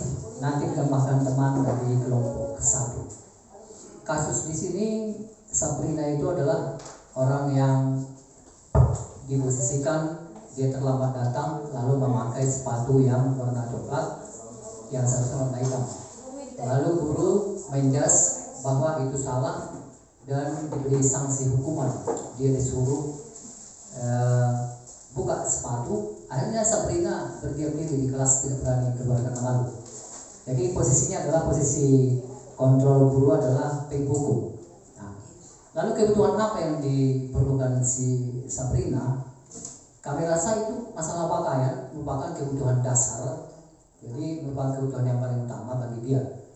Jadi kasus ini memang sangat-sangat menyakitkan kalau seandainya ada pada diri kita. Coba kita bayangkan hanya gara-gara sepatu yang warnanya berbeda, lalu kita disuruh buka, akhirnya kita malu keluar sendirian di kelas, itu sangat menyakitkan. Itu mungkin menurut kami. Baik, terima kasih, tepuk tangan untuk Bapak Jesse Horang. Tepat sekali jawabannya. Di situ jelas terlihat bahwa Bapak Lukman ini memerankan posisinya sebagai penghukum. Memang tidak secara fisik tapi secara verbal. Bapak Lukman menghukum si Sabrina secara verbal dan mengakibatkan si Sabrina ini jadi merasa malu, tidak berani keluar dari kelas. Kebutuhan si Sabrina ini memang kebutuhan yang pertama, kebutuhan bertahan hidup atau sandang, termasuk lain kesandang lainnya. Nah, yang kedua di sini ada pertanyaan. Jika Bapak Lukman sebagai seorang manajer mengambil posisi sebagai seorang manajer, apa kira-kira pertanyaan yang akan diajukan ke Sabrina? Kira-kira seperti apa bentuknya, Bapak Ibu? Ya, iya. Jadi kita kaitkanlah. Jadi ini sebenarnya di materi selanjutnya nanti, yaitu kita sebagai guru sebaiknya membuat dulu keyakinan kelas atau kesepakatan kelas. Dari kesepakatan itulah kita bergerak atau menjadi titik acuan kita untuk menanyakan Sabrina, kamu tahu kan kesepakatan sekolah kita, kesepakatan kelas kita terkait sepatu? Nah, nanti kan Sabrina akan jawab, iya Bu, apa itu? Dia akan menyebutkan itu. Lalu setelah disebutkan, kira-kira kamu tahu apa solusi dari kesalahan yang kamu lakukan ini? Nah, jadi sebagai posisi manajer, si guru mengarahkan si anak untuk mencari solusi untuk masalahnya sendiri. Itulah posisi sebagai manajer. Oke. Luar biasa Bapak Ibu untuk respon kita terhadap kasus pertama. Artinya jika kita menemui kasus-kasus yang lain yang berkaitan dengan siswa kita, mungkin kita sudah bisa lebih tepat lagi menentukan posisi kita sebagai apa. Bukan lagi posisi yang menghukum, membentak-bentak, menghardik, apalagi menyakiti si anak. Ada satu lagi, ini terakhir ya dari saya Bapak Ibu, Google Form tadi. Ini terakhir, masih terkait dengan posisi kontrol guru. Ada di situ 10 situasi. Nanti Bapak Ibu memilih itu guru sebagai apa? Guru sebagai temankah, posisi membuat merasa bersalahkah, hukum, atau yang mana? Boleh silakan direspon Bapak Ibu dengan mengklik jawabannya. Di Google sudah di-share Bu? Sudah? Gak bisa dibuka ya?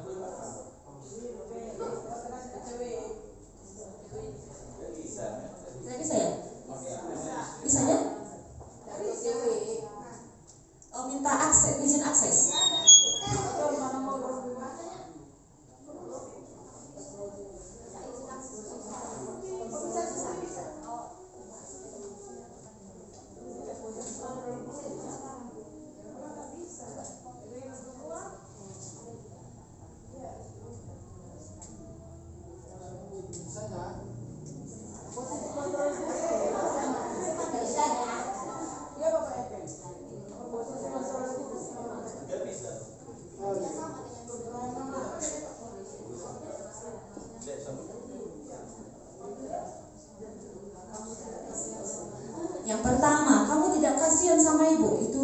posisinya sebagai apa itu?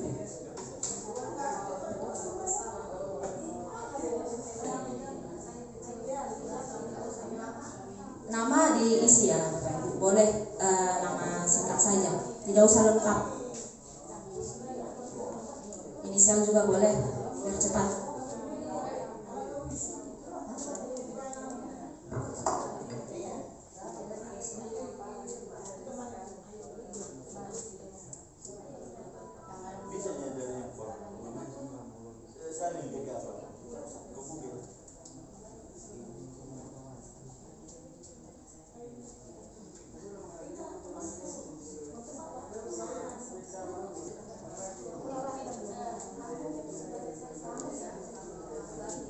Kamu ya selalu terlambat, itu guru yang di posisi apa itu?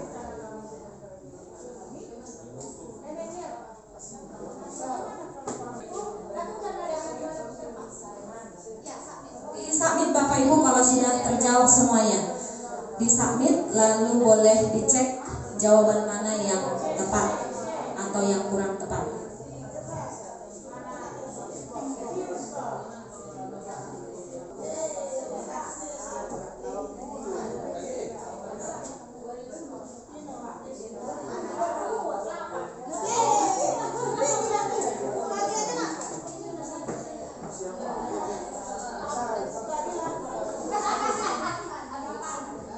Miss Emma dapat skor 8, luar biasa, tepuk tangan ini Bapak Ibu. Berarti iya, hebat, guru hebat. Miss Putri 8 poin, luar biasa.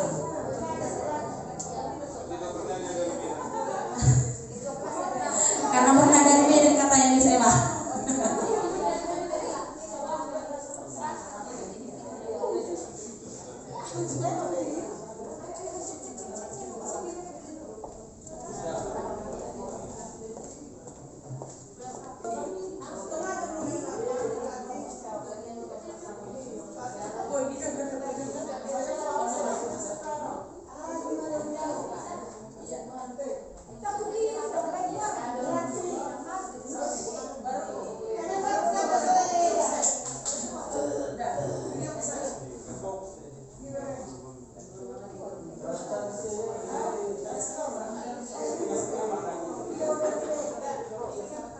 Tujuh per 10. Ibu RA skornya 7. Nah, Bapak Ibu.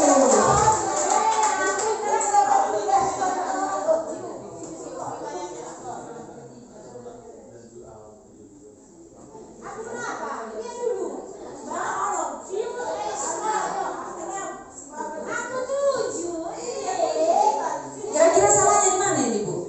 Yang di bagian mana Bu?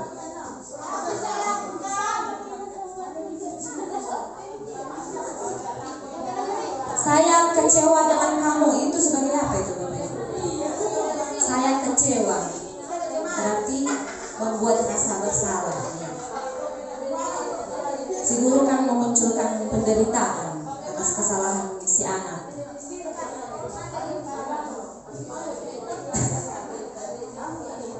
Oke, mungkin dari situ bisa kita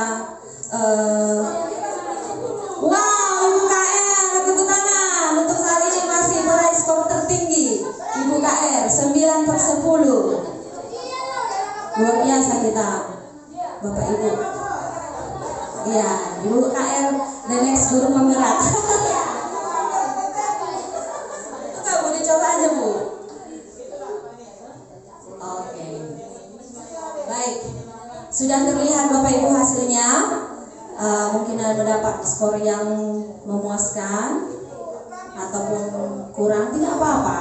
Kita sama-sama belajar Bapak Ibu. Saya juga masih belajar juga di sini. Oke, itulah Bapak Ibu materi untuk yang pertama, tetapi yang keempat di pertemuan kita mulai dari hari kemarin, yaitu terkait posisi kontrol guru. Mudah-mudahan untuk selanjutnya kita bisa mengambil posisi yang tepat kepada anak didik kita Bapak Ibu. Sekian, semoga materi yang sudah saya bagi boleh memberikan makna bagi kita semua. Terima kasih. Lanjut ke materi berikutnya oleh Ibu Sridawani.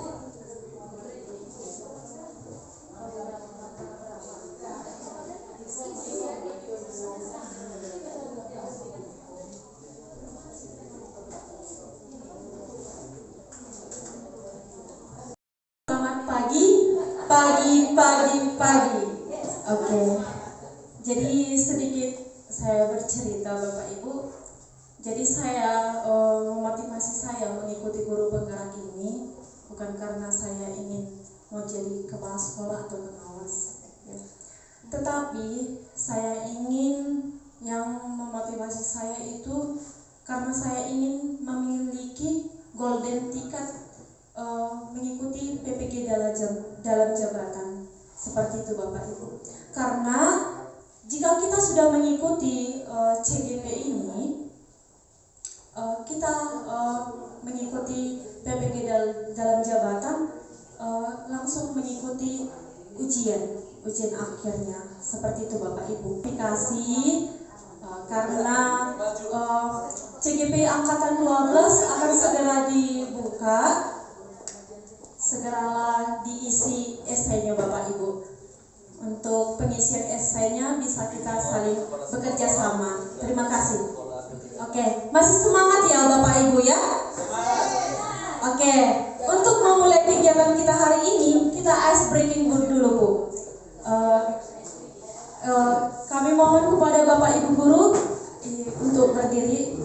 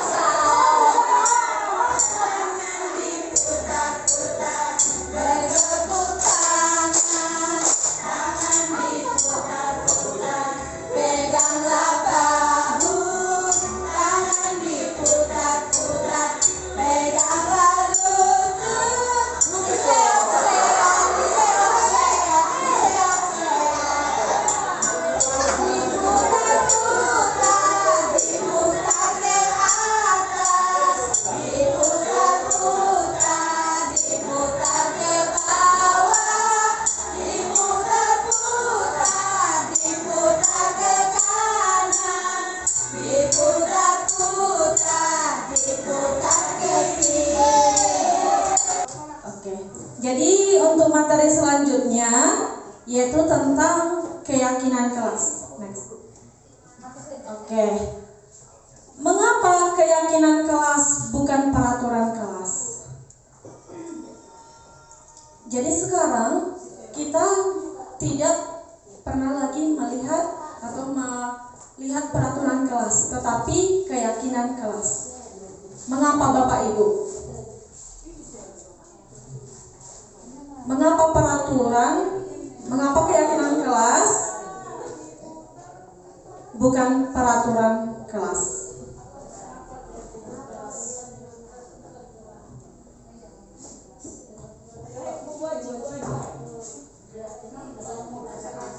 Ada yang mau memberikan tanggapan, Bapak Ibu?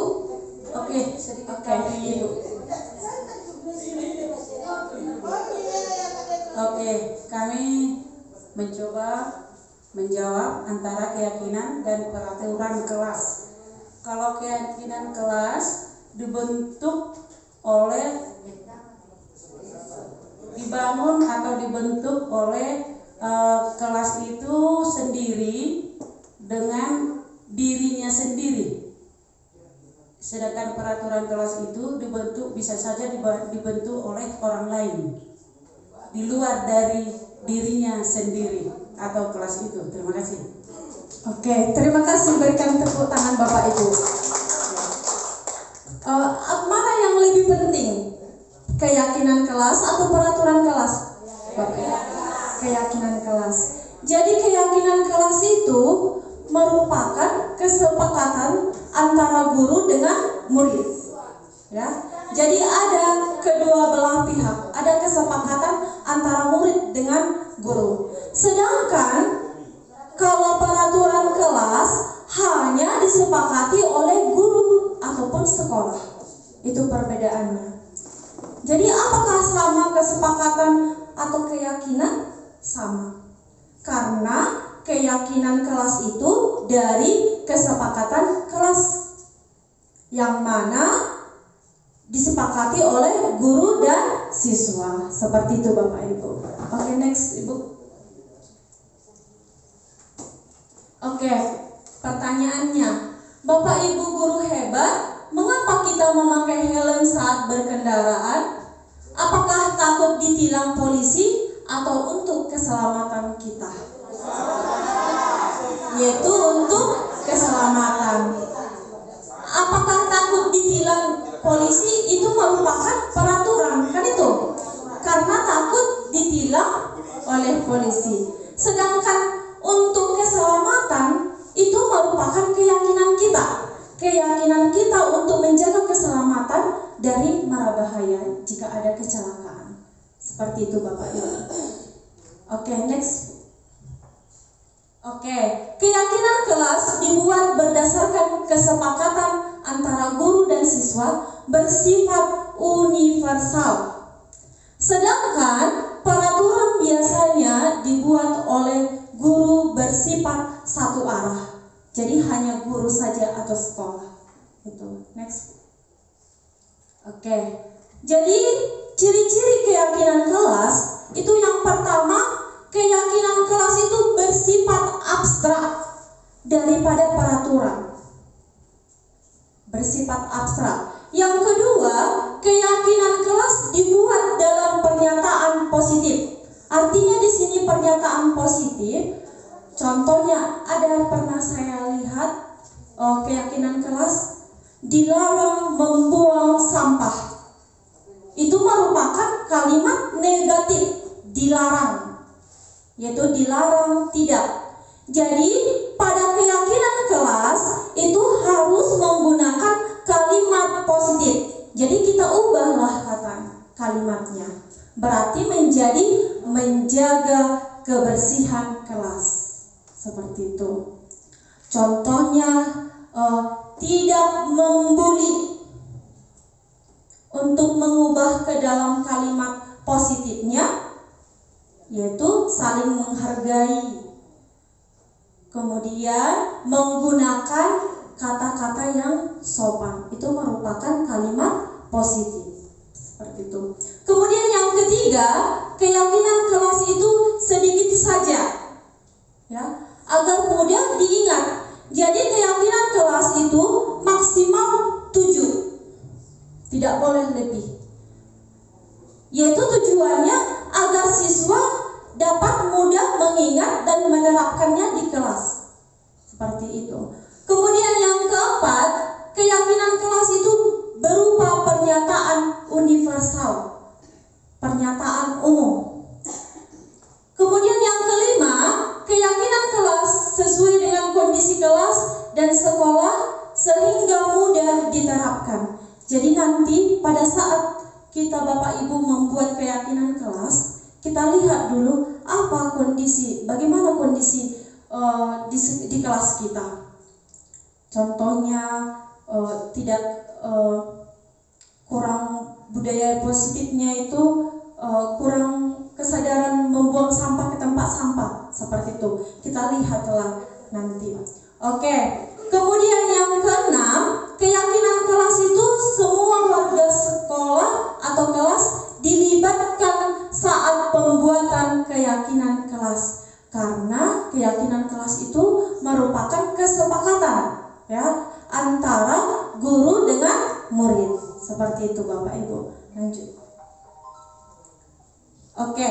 Adapun langkah-langkah pembuatan keyakinan kelas, sebelumnya saya bertanya dulu kepada Bapak Ibu, apakah ada yang sudah membuat keyakinan kelas di kelasnya masing-masing, Bapak Ibu? Sudah. Berarti sudah hal yang bukan yang baru lagi ya Bapak Ibu ya.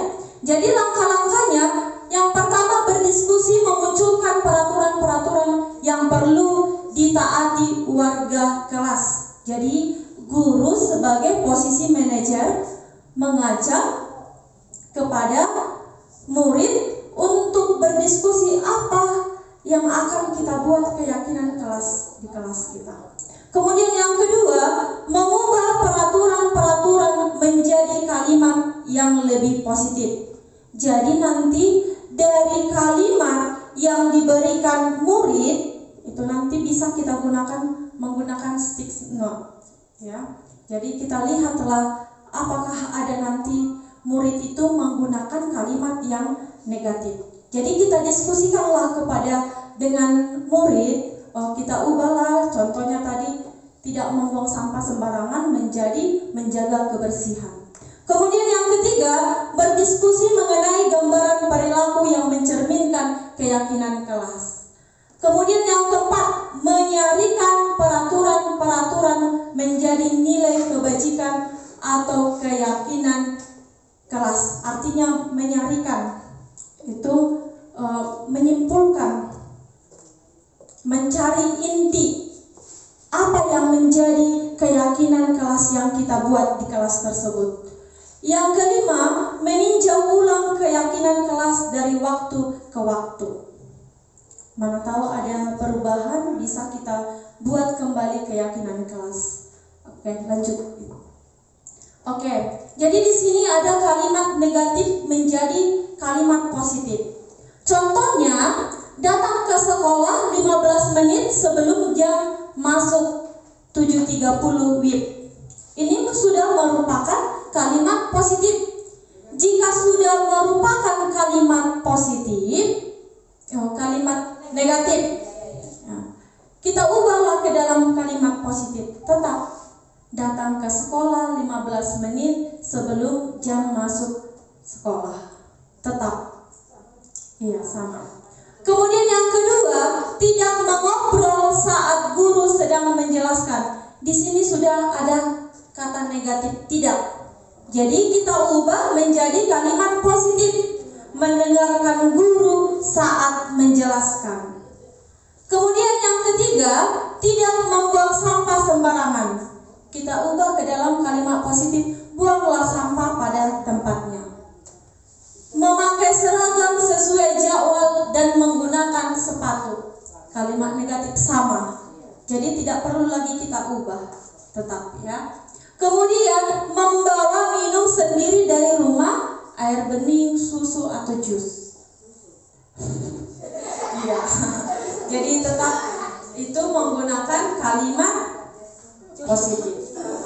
Oke, jadi di keyakinan kelas kita hindarilah kalimat-kalimat yang negatif, tidak, jangan seperti itu. Next, Ibu.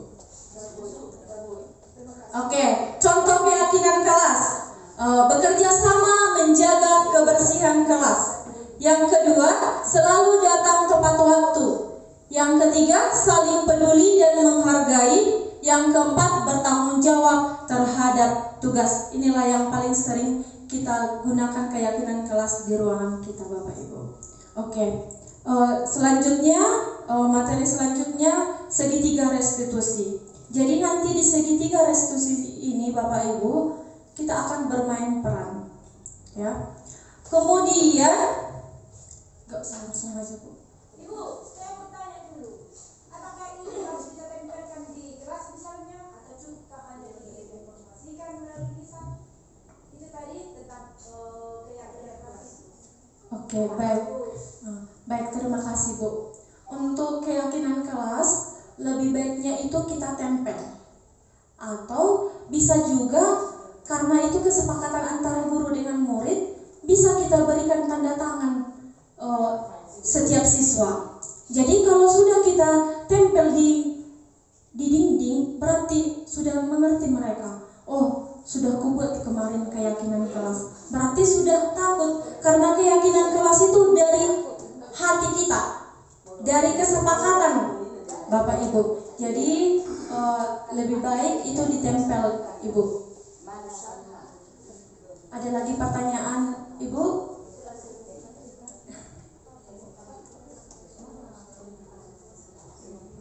Ada lagi yang mau memberikan tanggapan atau pertanyaan, Bapak Ibu? Jadi kalau sudah dibuat keyakinan kelas, tak usah lagi dibuat peraturan kelas. Iya. Iya.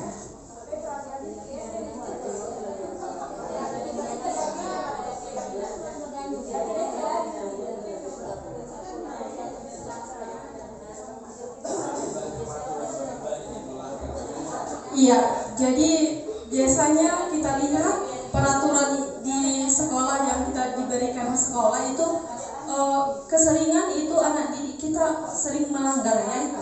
Jadi kalau untuk menghindari adanya pelanggaran dari peraturan kelas, dibuatlah keyakinan kelas. Karena ada kesepakatan Bapak Ibu antara guru dan murid.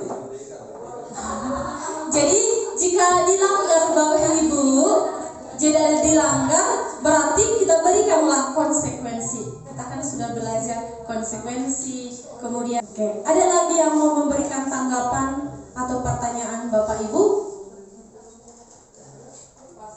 Oke, kita lanjutkan ke segitiga restitusi. Jadi segitiga restitusi itu adalah suatu proses dialog yang dijalankan oleh guru agar dapat menghasilkan murid yang mandiri dan bertanggung jawab. Jadi melalui segitiga restitusi ini kita dapat membantu murid untuk memiliki tujuan disiplin positif serta memberikan solusi dari masalah yang dilakukannya. Seperti itu. Karena di segitiga restitusi ini ada dialog, ada percakapan. Jadi kita kalau untuk siswa itu berbuat kesalahan, tidak perlu lagi kita malukan, kita berikan solusi di kelas, tetapi bisa kita berikan di luar jam pelajaran kita.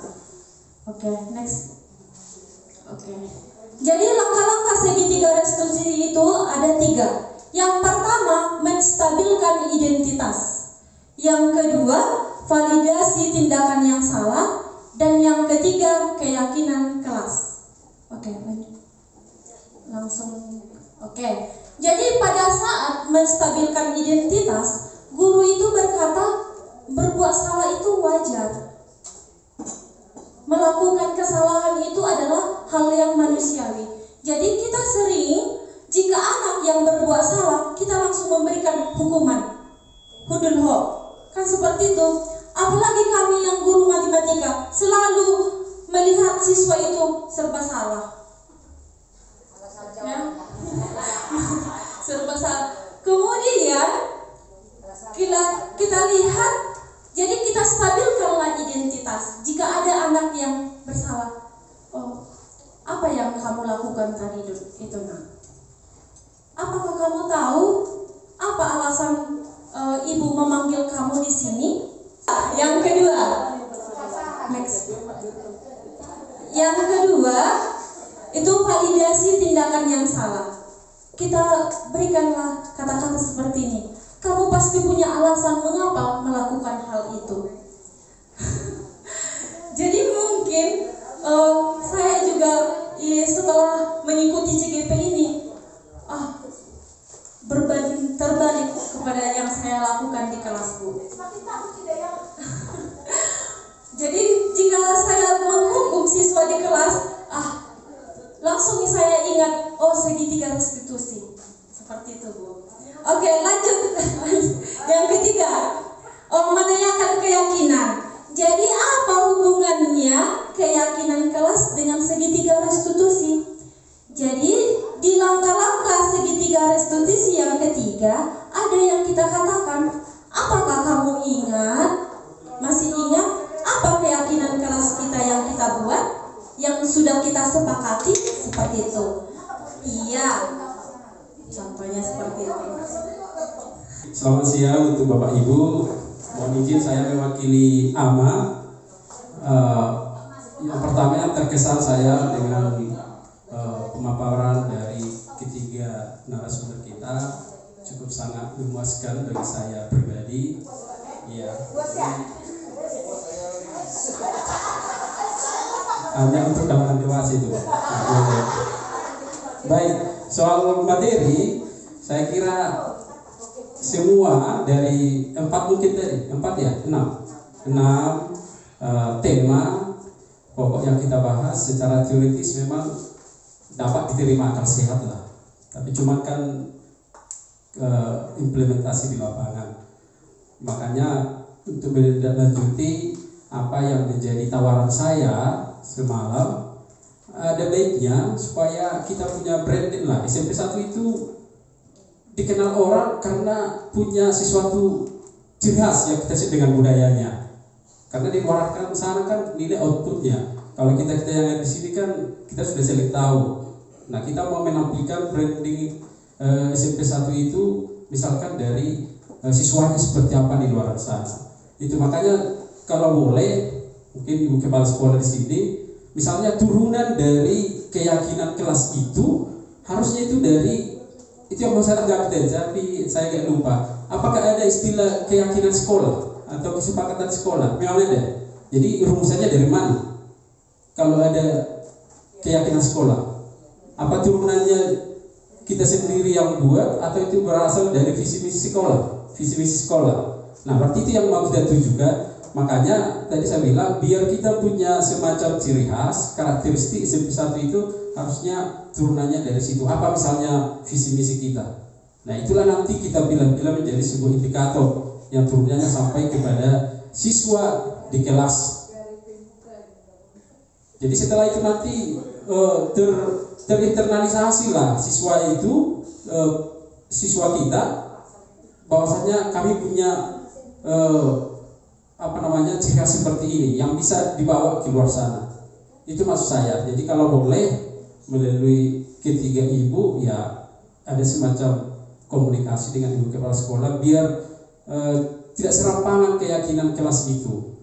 Jadi bisa nanti kelas ini memang bagus semua keyakinan kelas itu, tapi sosial cuma nggak ada yang bisa kita tawarkan untuk dinilai oleh lingkungan luar kita. Jadi kalau boleh dibuka, inilah kita buat Bu.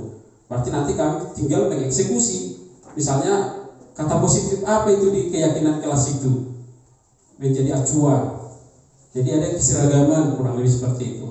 Nah, jadi saya sangat bangga ikut serta dalam kegiatan ini yang bisa menambah wawasan saya. Lalu yang berikut soal kemampuan guru tadi, saya pun agak bingung. Andaikan saya lakukan itu, ya Karena kemampuan pedagogik saya itu hanya sebatas itu yang saya peroleh dari waktu sekolah kemarin, yang saya tahu hanya mengajar itu saja. Jadi tidak ada, kalau saya perhatikan tadi pemaparan itu, ya seorang guru itu harus bisa jadi seorang psikolog mungkin, ya kan? Manajer mungkin. Padahal pemahaman kita tentang hal yang begitu seorang psikolog itu kan, saya kira bukan hanya saya itu ya, hanya BSKS itu kemarin itu. Jadi bagaimana mungkin saya sampai sedetil mungkin, apalagi ya mungkin akan ada nanti apa standar itu. Mungkin di sekolah saya bisa, ketika berhadapan dengan anak saya sendiri di rumah, mungkin akan tidak saya lakukan itu. Jadi banyak hal mungkin yang masih menjadi bahan evaluasi bagi saya untuk menjalankan itu. Jadi itu saja yang bisa dari saya. Saya ucapkan terima kasih. Baik, terima kasih kepada Bapak Munte yang sudah memberikan masukan juga sekaligus refleksi terhadap kegiatan hari ini. Masukannya itu Bapak akan kami tampung dan nanti akan kami melalui di sini ada Bapak Ibu PKS yang mungkin nanti bisa juga membantu mengkomunikasikannya kepada Ibu Kepala Sekolah kita. Baik, selanjutnya dari ibu-ibu guru lah dulu. Ibu KR, silakan Bu.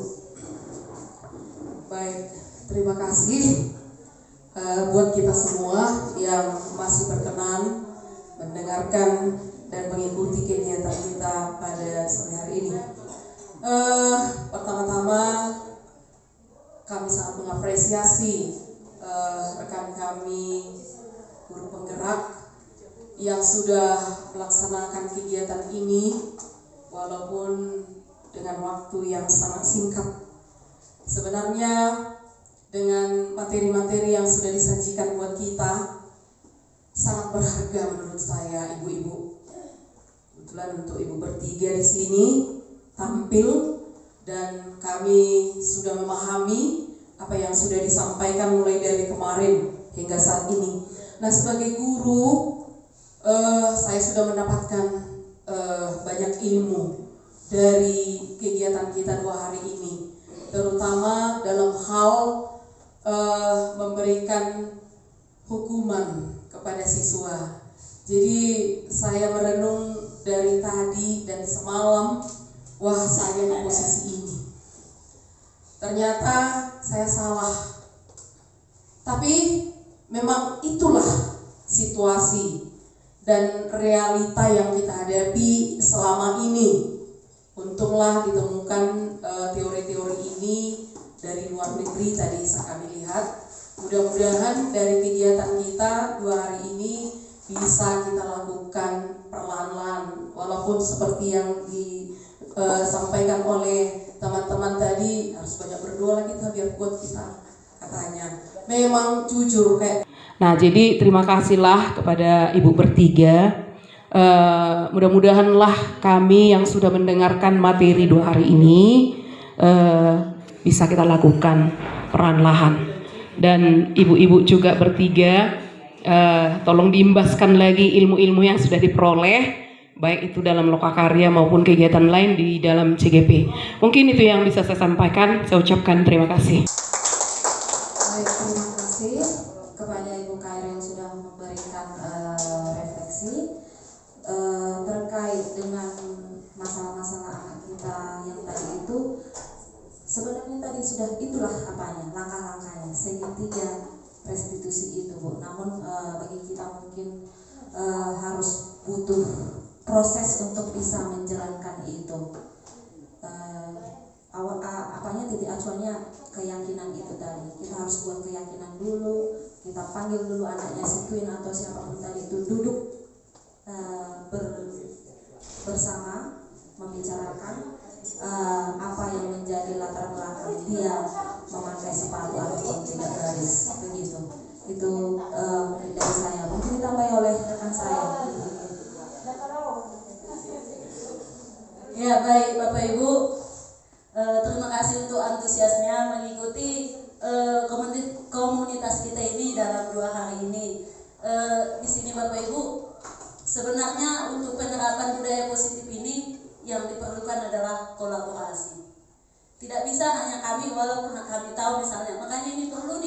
jelaskan supaya kita sama-sama belajar, Bapak Ibu. Kami pun di sini masih belajar juga. Tidak bisa langsung 100% berubah. Tapi yang terpenting adalah kita mau mencoba. Seperti yang disampaikan Bapak JS yang kemarin itu. Ya Bapak Ibu, ini semua sebenarnya adalah untuk menuju visi dan misi kita seperti yang Bapak Emen tadi bilang dalam mewujudkan profil pelajar Pancasila. Baik, demikian Pak sebagai presentasi dari kami. Mewakili kami bertiga, kami mohon maaf jika ada kesalahan ataupun pendapat yang kurang berkenan. Semoga kita sehat-sehat selalu dan bisa bekerja di tugas yang diberikan kepada kita di sekolah kita ini, Bapak Ibu. Demikian dari kami, terima kasih. Untuk mengakhiri kegiatan kita, kami mohon kesediaan Bapak atau Ibu untuk memimpin di dalam doa.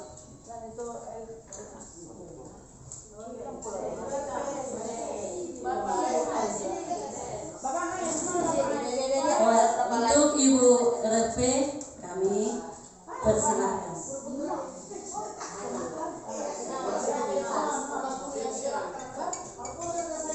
Baik, kita bersama berdoa dalam keadaan Roh Kudus. Amin. Kembali kami datang padamu Tuhan, melakukan pujian rasa syukur kami atas penyertaan-Mu dalam kegiatan kami. Dari pagi hingga siang kami telah bergumul bersama